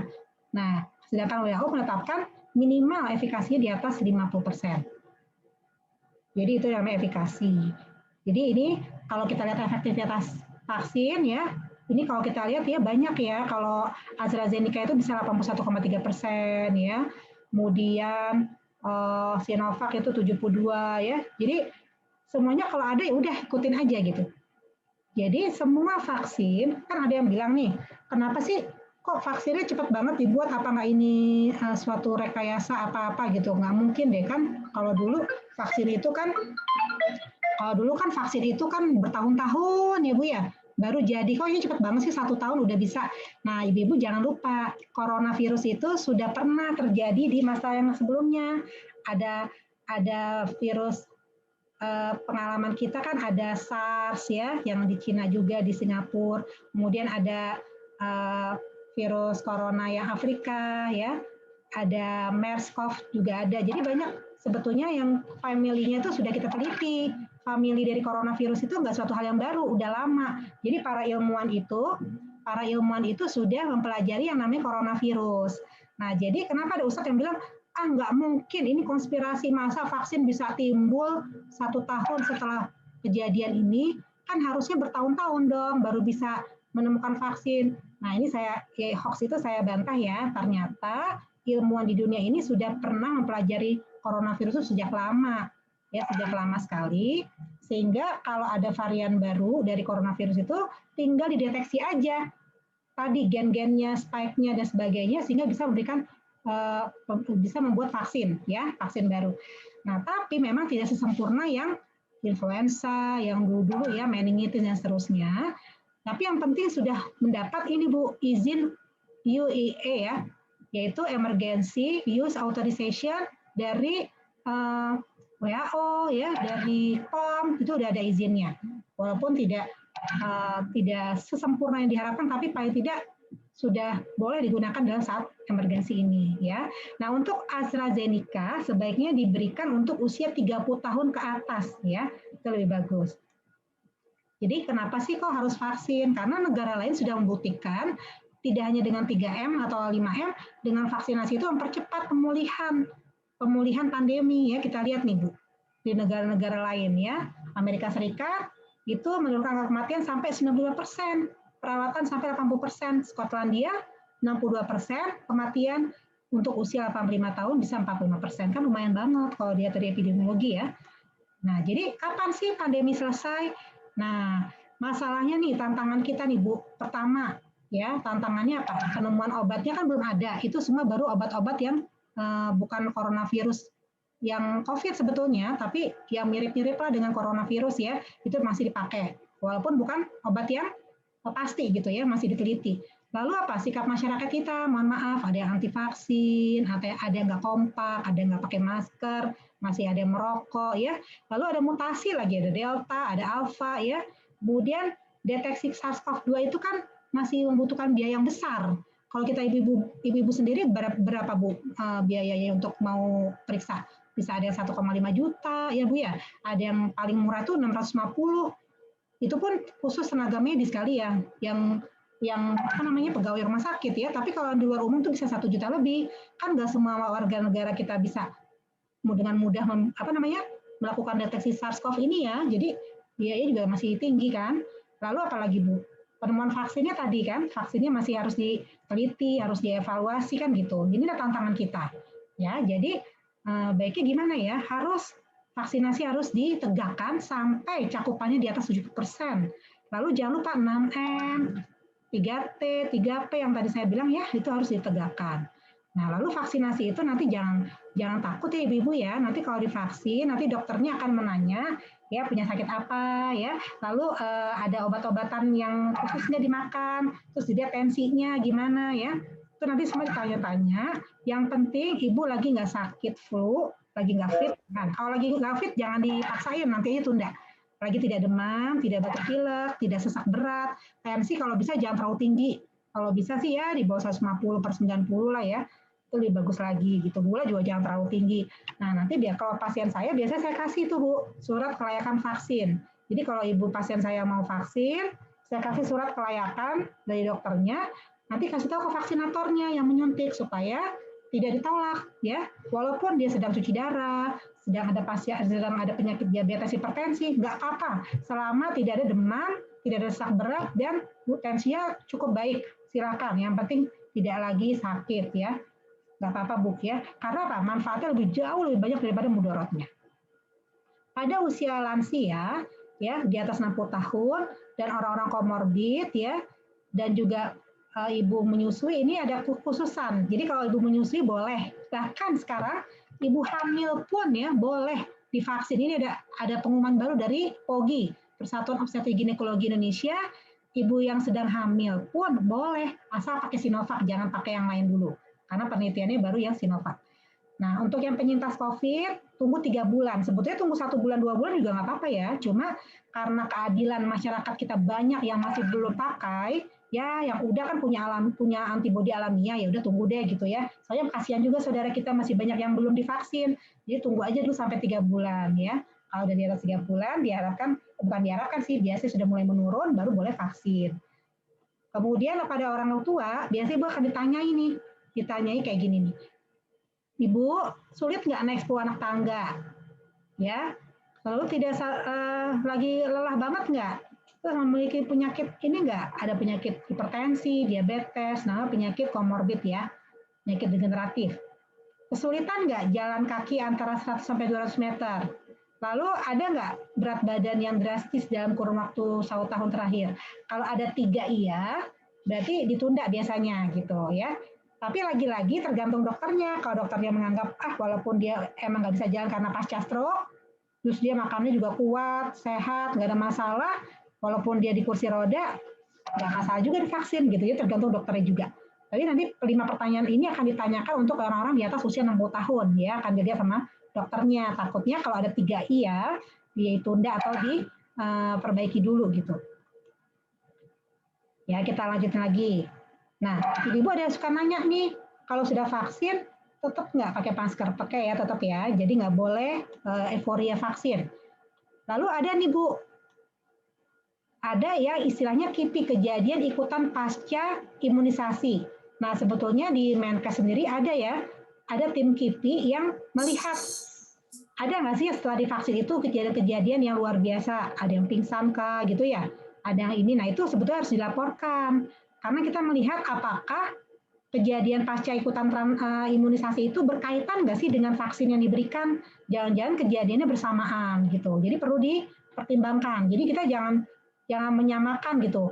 Wah, kalau itu tuh ada tuh tetangga saya tuh habis divaksin pingsan. Jadi semua ketakutan, nggak jadi divaksin. Nah, jangan-jangan pingsannya ternyata bukan karena vaksinnya, bisa jadi karena kejadian lain gitu ya. Nah, jadi serahkanlah kepada petugas KIPI atau petugas puskesmas yang memberikan suntikan itu ya. Jangan kita mengklaim, karena hati-hati pada lidah kita. Kalau kita memberikan pernyataan yang malah merugikan masyarakat, itu nanti dosanya bisa bermasyarakat juga, banyak juga dosanya, turun-temurun juga ya, kan kita nggak boleh. Jangan vaksin, nanti begini begitu. Akhirnya apa Bu? Tanpa sadar kita membunuh orang lain yang harusnya dilindungi, jadi nggak bisa terlindungi ya. Hati-hati dengan ucapan kita. Kalau menyebarkan hoax harus hati-hati ya, jangan sampai semuanya tanpa dasar gitu, tanpa ilmiahnya. Nah, yuk kebayangan Bu ya, kebayang nggak Ibu? Kalau kita imunisasinya bagus ini, penyakit turun, ya cakupan vaksinasi naik, reaksi simpang tuh maksudnya reaksi habis vaksin ya, itu berkurang. Tiba-tiba ada yang bilang anti vaksin itu bahaya, udah kejadian luar biasanya naik lagi ya, cakupannya turun, hilang kepercayaan, akhirnya apa? Meledak lagi. Jadi nggak naik turun, nggak ada habis-habisnya ya. Nah, jadi kalau bisa kita kompak, semuanya vaksin semua, penyakit turun, PSBB-nya disukseskan. Terakhir, bagaimana sih isolasi mandiri ya? Nah, pertama, memang idealnya untuk yang tidak bergejala atau ringan. Terus kalau bisa ya rumahnya tuh yang ada ventilasinya gitu ya Bu ya, ada punya kamar yang minimal 2 kan gitu. Nah, kadang-kadang kalau nggak ada ventilasi yang baik gimana? Memang idealnya Satgas itu atau Pemda setempat menyiapkan tempat yang bisa melakukan isolasi mandiri kayak Wisma Atlet. Kalau di kabupaten tuh ada tuh ya kemarin hotel apa tuh, nah ya Bu ya itu juga ada ya. Tapi kan ternyata overload gitu, Hotel Yasmin ya. Nah sebaiknya Pemda setempat itu bekerja sama dengan dengan dinas kesehatan, bikin tempat-tempat isolasi mandiri yang mempunyai lingkungan yang baik gitu. Kalau rumahnya cuma satu ruangan, nggak ada kamar, susah juga ya mau. Ya begitulah ya kekurangannya. Nah, jadi kenali gejalanya. Tadi kan ringan udah tahu ya, berat udah tahu. Lalu sediakan termometer idealnya, oximeter. Tetap di rumah, jangan sampai keluar-keluar, gunakan masker, jaga jarak, nih cuci tangan, menerapkan etika batuk. Jadi kalau batuk walaupun di rumah sendiri, tetap pakai sapu tangan, pakai apa Bu? Sapu tangan, pakai tisu ya, dan tutuplah di sampah yang tertutup. Kalau udah langsung ditutup, jadi jangan kemana-mana ya. Periksa suhu tubuh pagi dan sore, periksa saturasi oksigen dan nadinya ya. Makanya idealnya kan kita punya ini ya, ini harganya kalau nggak salah sampai 200.000 ya paling murah ya. Cukup juga ya, lumayan juga ya untuk yang tidak mampu ya. Makanya harus beramai-ramai patungan, beli untuk warga yang kena ya. Lalu apalagi Bu, pantau laju napasnya, lihat 1 menit frekuensi napas kita normal kan 16-an. Kalau dia sampai 24, 30, nah itu berarti harus dibawa ke rumah sakit. Berikan makanan yang bergizi, walaupun 1 kali makan belum ada lauk, apalagi lauk, sayur, enggak 1 kali makan nggak apa-apa. Misalnya, aduh mual kalau semuanya makan, ya udah misalnya nasi sama telur dulu, nanti sayur sama buahnya belakangan, tuh nggak apa-apa. Pokoknya 1 hari itu terpenuhi kecukupan gizinya. Buka jendela kamar untuk cahaya matahari bisa masuk, berjemurlah kalau bisa ya 10-15 menit, ada yang mengatakan 20 menit antara jam 9 sampai jam 10, boleh juga deh sampai jam 1 ya. Tapi wajahnya kalau bisa pakai sunblock. Jadi yang tangan, punggung itu boleh ya. Cuci tangan di air mengalir atau pakai sabun, olahraga. Nah, kadang-kadang kalau masih ringan atau tanpa gejala boleh olahraga ringan. Nggak usah yang kompetisi, yang biasa aja ya, senam-senam 3-5 kali seminggu. Makannya juga harus harus apa ya, harus rakus makannya, dikit-dikit makan, nggak usah mikirin diet dulu ya, harus makan yang banyak pokoknya yang bergizi. Kemudian pisahkan cucian kotor dengan pakaian kotor keluarganya, ya. Langsung masukin ke ember yang ada deterjennya. Kalau bisa 15 menit rendam, langsung cuci, jemur gitu.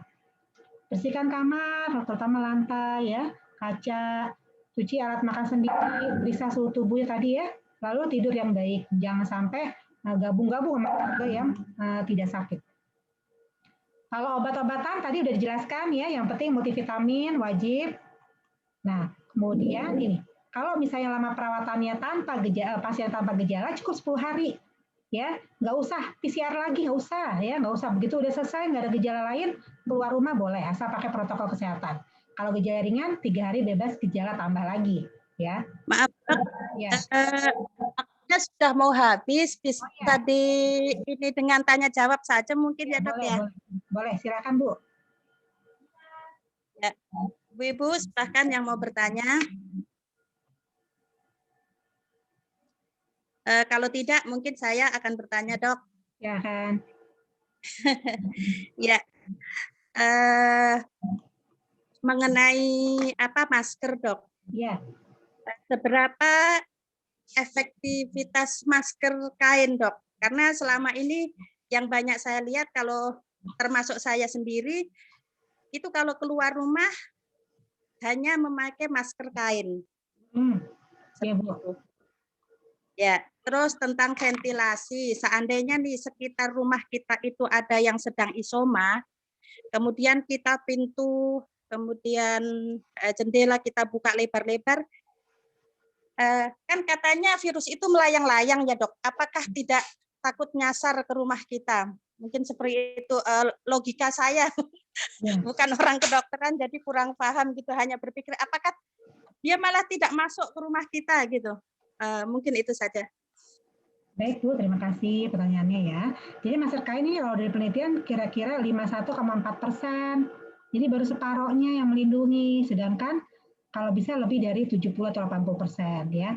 Masker bedah 56, masker kain 51,4%, kalau di double tinggi 85,4%. Ya, saya sekarang melihat di toko-toko ada jual ini masker udah mulai murah Bu ya. Ada mulai 30, satu box, 40 ya, nggak semahal awal-awal. Jadi kalau bisa ya mau nggak mau kita harus mengeluarkan dana untuk memberikan masker medis, jadi jangan cuma kain ya Bu. Kalau untuk ventilasi, memang idealnya harus dibuka. Kenapa? Supaya konsentrasi virusnya itu nggak satu ruangan, terkonsentrasi satu ruangan. Kasihan nanti kalau misalnya virusnya masih ada terus di situ, padahal dia butuh pemulihan, jangan sampai terpapar lagi, kan harus dibuka. Nah, ketika maksudnya kita yang sehat, tetangga kita yang sedang isolasi gitu. Ya, nggak apa-apa Bu. Nanti kan dia melayang-layang di udara. Nanti dia ada waktu 3 jam, 5 jam dia udah mati, gitu ya. Di udara itu dia akan nggak bertahan lama. Kalau tertutup itu gampang gampang nemploknya gitu istilahnya ya. Kalau dia melayang-layang di udara bebas, itu dia cepat matinya gitu. Apalagi kalau suhunya lebih panas ya, lebih di atas 30 derajat dia akan mati. Jadi Bu nggak usah khawatir. Ya, kalau ruangan tertutup seperti itu. Terima kasih. Ya, silakan yang lain ada yang mau tanya?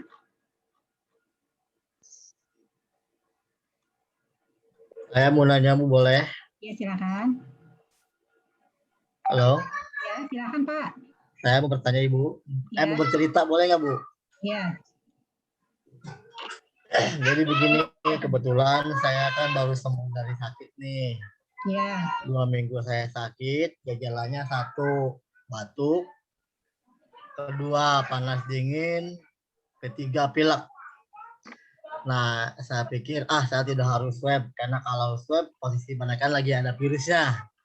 Nah, saya khawatir kalau di swab malah nanti saya reaktif.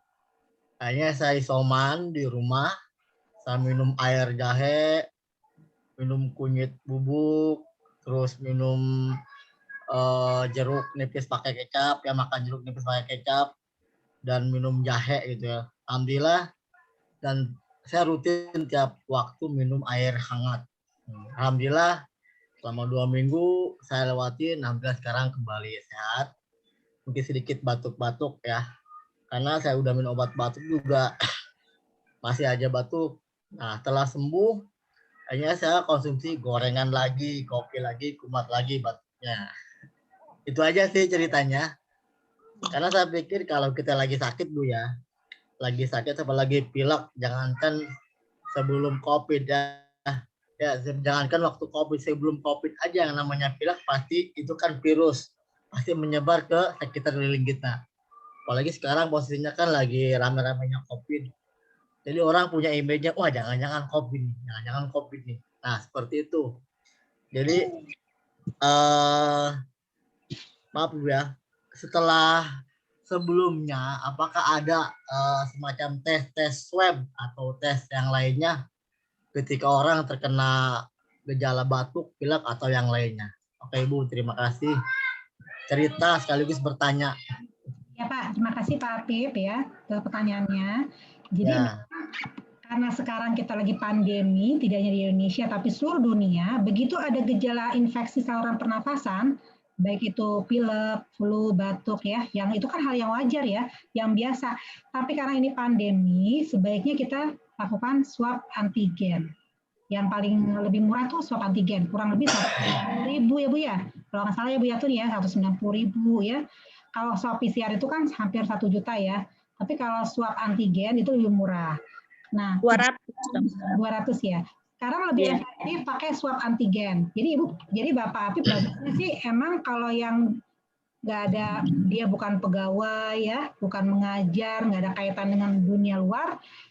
Saya kan pengusaha, mau suka-suka mau ini misalnya nggak ada keterikatan sama pekerjaan yang harus kumpul-kumpul ya, pegawai atau kita ngajar, isolasi langsung kan nggak ada yang nyuruh datang gitu.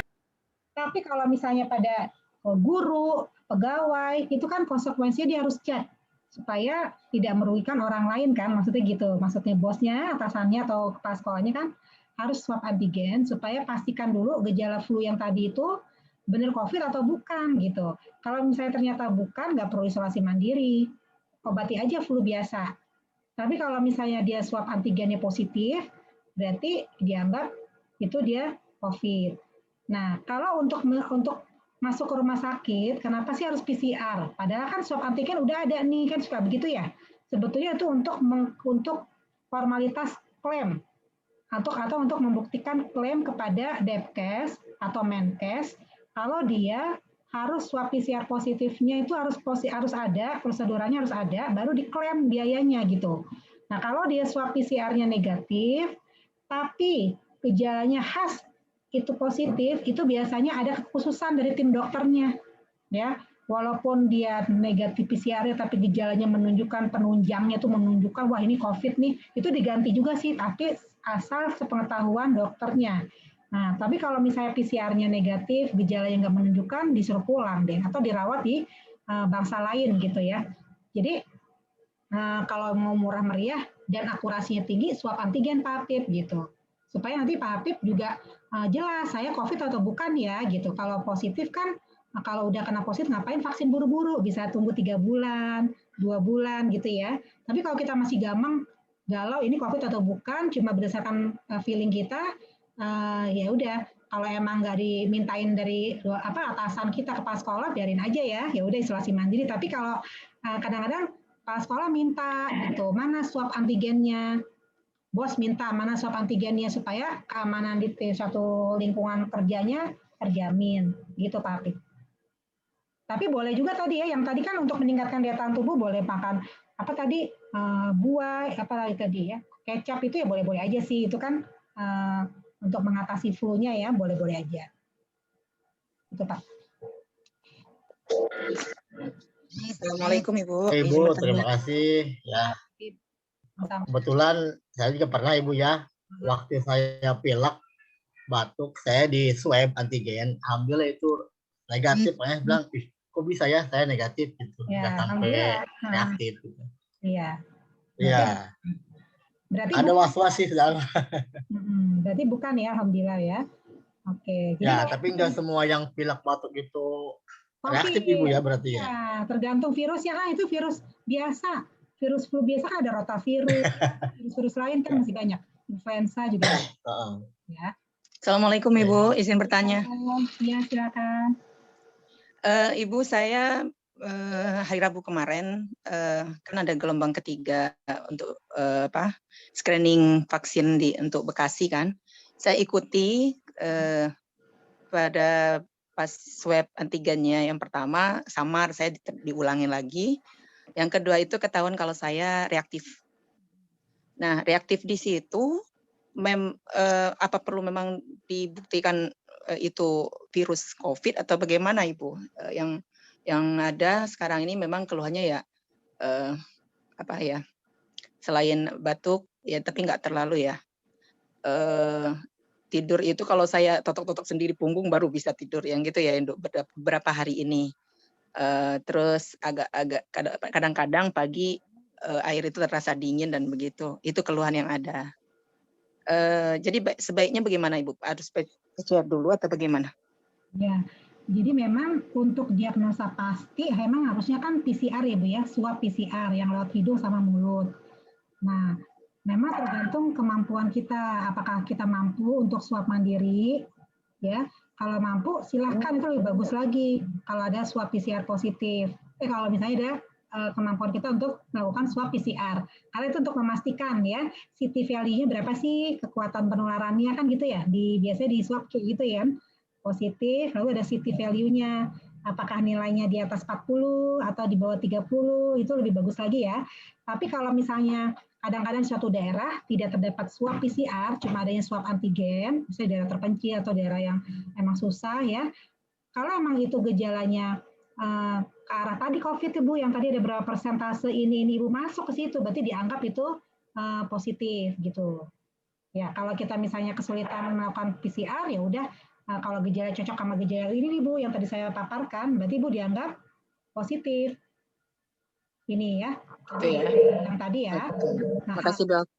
Ya Bu, memang idealnya dilakukan PCR ya, tapi ya gitu deh Bu, kadang-kadang mungkin ada kesulitan inilah, kadang-kadang. Iya, maksud saya itu kan bisa jadi nggak harus virus COVID, karena memang kebetulan saya saat itu sudah batuk dan memang rada pilek gitu, dan memang badan kurang fit. Cuma karena memang sudah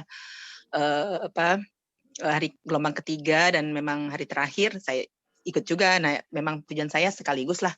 Nanti kan ada antigennya, jadi tahu juga gitu. Gitu Dok. Ibu ada nggak gejalanya di sini ada nih? Yang di antara 11 ini ada gejalanya? Apa Bu? Dok, saya tadi agak telat masuknya. Oh, gejalanya nih ada demam, batuk kering, berdahak, gangguan kesulitan bernapas, sakit tenggorokan, nyeri kepala, nyeri otot, gangguan penciuman, pengecapan, ada mual, muntah, diare, lemas.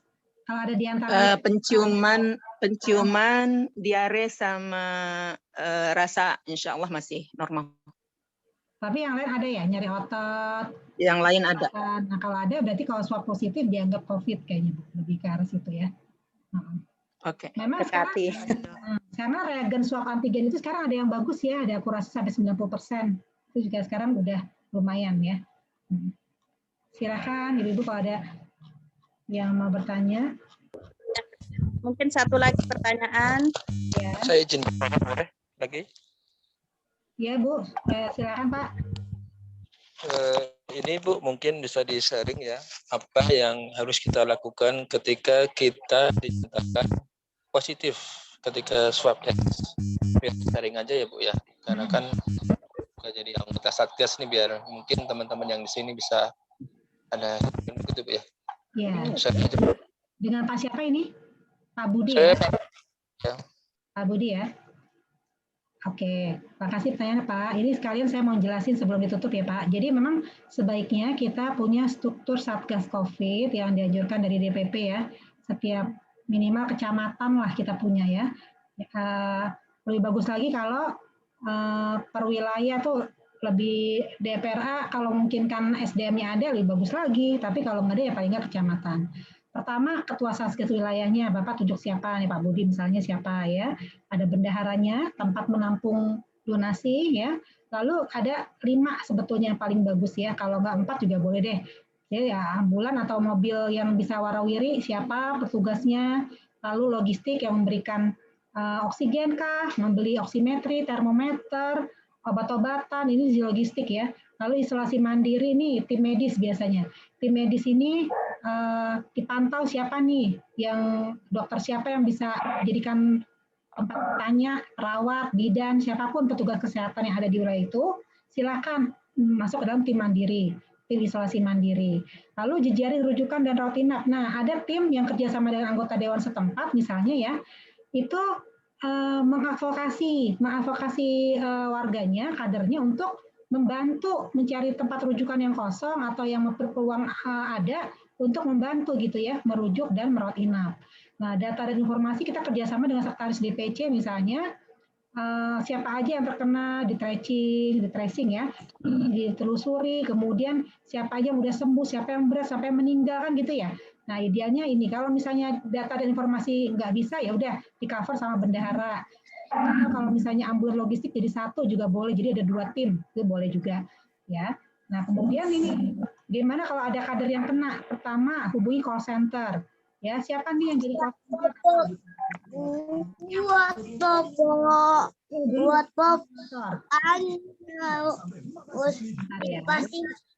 pasti yang kecil.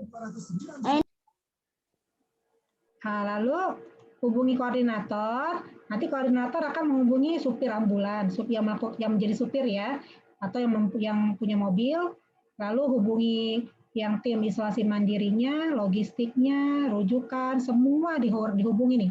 Ada satu nih, misalnya ada Pak A, Tuan A nih di lokasinya di RT 3. Nah, langsung tiga-tiganya serentak. Ini ditentukan dulu sama tim isolasi mandiri. Dia ringan, sedang atau berat gejalanya.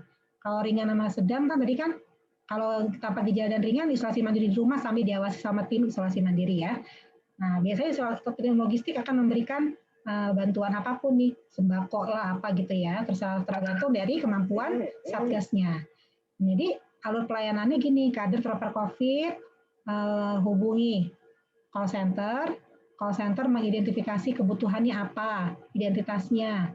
Lalu call center menghubungi koordinator satgas wilayah. Nah, terus pendampingan. Tim ambulans menyediakan mengkonsolidasi mobil ambulans yang punya alat yang punya silakan pakai misalnya ya. Terus kalau bisa supirnya pakai APD, hazmat, ya jaket yang khusus dan APD standar lah ya biar nggak terpapar. Menyediakan pengemudi yang siap selama 24 jam ini diatur aja tiap hari.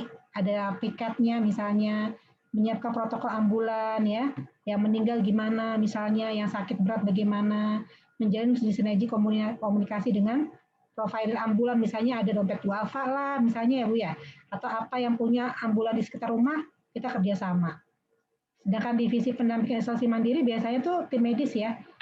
Nah ini juga bekerja sama dengan puskesmas setempat, dengan Wisma Atlet, dengan Paskes 1, koordinasi alat medis, suplemen makanan, obat, dan seterusnya ya. Nah kalau ada telemedicine yang bisa dimanfaatkan silahkan ya. Seperti itu. Mungkin itu Pak. Jadi kalau bisa sih, ayo kita buat struktur kayak gini nih. Paling nggak 3 tim lah. Tim ambulans, berkaitan dengan rujukan sekaligus ya, isolasi mandiri, tim medis, dan logistik. Sedangkan koordinator atau bendahara merangkum tim data dan 3T misalnya. Kayak gitu Pak Budi. Kira-kira. Yang selama ini kita lakukan di Pagedangan itu ya, ada yang melaporkan binaannya atau kadernya kena atau warganya atau tetangganya kena, lalu menghubungi satgas kita, lalu begitu udah ini langsung kita belikan sembako, tim medisnya langsung memberikan obat-obatan. Tapi ada juga kader yang mandiri, dia punya biaya sendiri, dia beli sendiri, ada juga. Tinggal kita menanyakan aja, Pak udah dapat obat apa? Oh ini, udah lengkap. Ya udah, tinggal diatur. Per hari dilihat siapa nih pendampingan Bapak keluarga ini, siapa petugasnya. Dilaporkan, ini memberat loh, ini begini, langsung dibawa ke rumah sakit. Bisa seperti itu ya. Jadi emang harus ada tim pendampingan juga ya. Seperti itu. Jadi kalau bisa keluarga ini siapa bantuan ahli siapa atau bapak siapa yang melihat dia bertanggung jawab gitu. Jadi jangan dibiarkan sendiri sih sebetulnya Pak. Seperti itu ya. Kira-kira begitu Pak Budi. Ya. Udah selesai, Dok? Udah. Nah, untuk terakhir ya sebelum ditutup. Di chat ada ini. Ya. Di chat ada pertanyaan yang belum dijawab. Oh gitu. Ya. Langsung ada yang mau tanya langsung? Atau mau dibacain, Bu? Silakan dibacain, Mbak Nurul. Bisa dibacain nggak?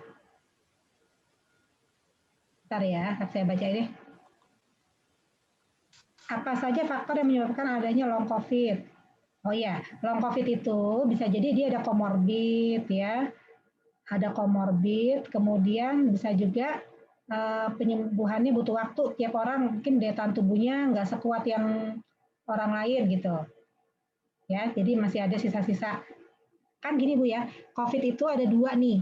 Pertama, reaksi tubuh melawan COVID-nya sendiri sama reaksi tubuh untuk meningkatkan imun.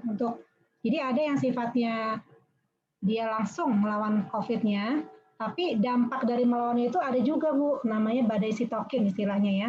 Jadi kadang-kadang si tubuh kita itu melawan virus, tapi ada dampak dari dia melawan virusnya. Misalnya virusnya udah nggak ada, tapi dampak dia melawan virusnya itu bisa menyebabkan inflamasi atau peradangan di setiap organ, paru-paru ya, ada di ginjal dan seterusnya. Jadi kadang-kadang dampak dari inflamasi itulah yang menyebabkan long COVID. Kemudian apa lagi ya? Sebentar.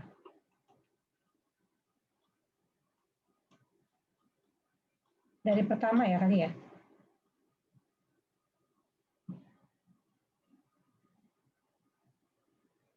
Yang tadi apa saja tadi udah ya, yang long COVID ya. Kayaknya itu aja ya Mbak Nurul ya. Kayaknya nggak ada pertanyaan lain ya Mbak Nurul ya.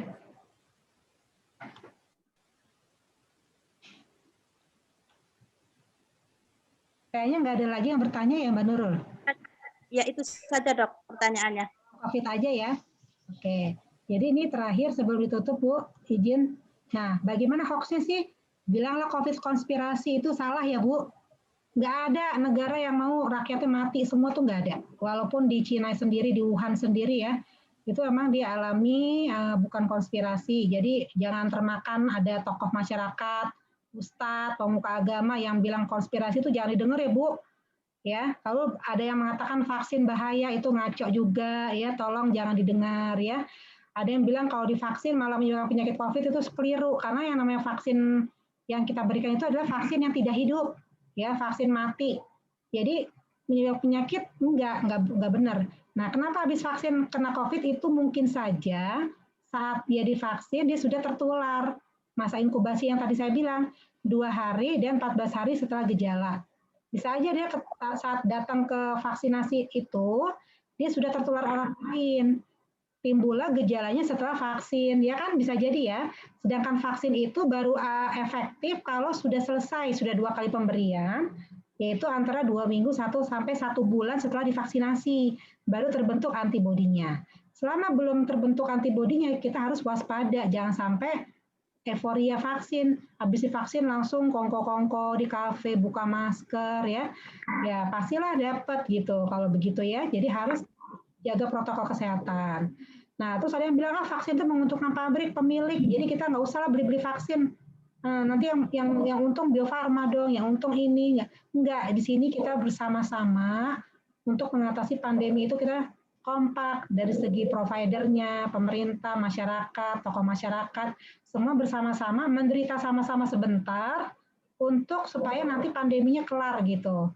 Kan lumayan tuh di Inggris sudah mulai nurun ya, di Amerika udah punya lah apa tadi kalau kita lihat ya ada permainan bola lah udah digelar karena mereka udah angka kejadian udah menurun ya, sedangkan kita masih banyak kematian ya, jadi kita harus kompak. Mungkin itu Ibu ya, jadi kalau ada hoax tentang ada prof ini yang ngomong, prof itu ngomong, harus dilihat dulu pendapat satu orang itu bukan menjadi kebenaran. Dan kalau di kedokteran itu pendapat yang nomor 1 itu adalah namanya penelitian yang sifatnya itu penelitiannya multi center ya, penelitiannya itu harus banyak, randomized trial itu baru kategorinya A dipercaya. Lalu ada penelitian yang sifatnya bukan randomized. Itu ada urutannya gitu. Nah, pendapat pribadi itu urutan ke-7, Bu. Itu pun pendapat pribadi harus dilihat apakah dia meneliti itu atau bukan, apakah dia ahli di bidang atau bukan. Kalau dia bukan ahli di bidangnya, walaupun dia profesor, tapi dia bukan ahli di bidang vaksinasi, bukan di bidang imunologi alergi, jangan didengar gitu. Jadi yang kita dengar siapa sih? Yang kita dengar adalah ahli-ahli di bidangnya masing-masing. Sebagaimana Rasul mengatakan cari ilmu itu sesuai dengan ahlinya, kan gitu ya, bertanya pada ahlinya. Jadi kalau vaksin ahlinya siapa? Tokoh-tokoh atau dokter-dokter profesor di bidang imunologi alergi penyakit dalam. Nah, jadi itu ya Bu ya, pesan saya terakhir, ayo sama-sama kita kompak melawan semua ini ya. Kalau emang Pak Budi bisa buat Satgas di Cisauk ini, Masya Allah ya, bagus sekali. Inilah kesempatan kita untuk beramal soleh ya, untuk memperhatikan sesama, supaya kita sama-sama terhindar dari pandemi ini. Mungkin itu aja ya Mbak Nurul, Bu Yatun, terima kasih atas undangannya, mohon maaf bila kekurangan. Sungguhnya yang benar itu datang dari awal, janganlah kita ragu-ragu. Terima kasih, mohon maaf tidak kekurangan. Sekali lagi, Assalamualaikum warahmatullahi wabarakatuh. Waalaikumsalam warahmatullahi wabarakatuh. Demikian tadi pemaparan tentang COVID. Sedikit yang saya pahami bahwa COVID itu benar, bukan hoax. Dan COVID itu adalah penyakit infeksi. Jadi semua orang, besar, kecil, tua, muda, laki, perempuan itu ada resikonya. Kemudian kita harus bagaimana cara menangkalnya atau kita berhati-hati ya dengan protokol kesehatan yang ketat dan menjaga kesehatan, olahraga, berikut makan makanan yang bergizi. Terima kasih kepada Dr. Nuli atas ilmunya yang disampaikan. Mudah-mudahan bermanfaat untuk kita semua. Sebelum ditutup, Bu Nurul mungkin ada pengumuman door press. Silakan Bu Nurul.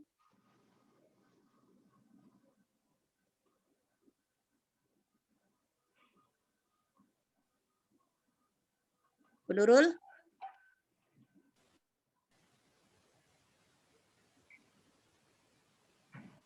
Gak ada suaranya Bu Nurul.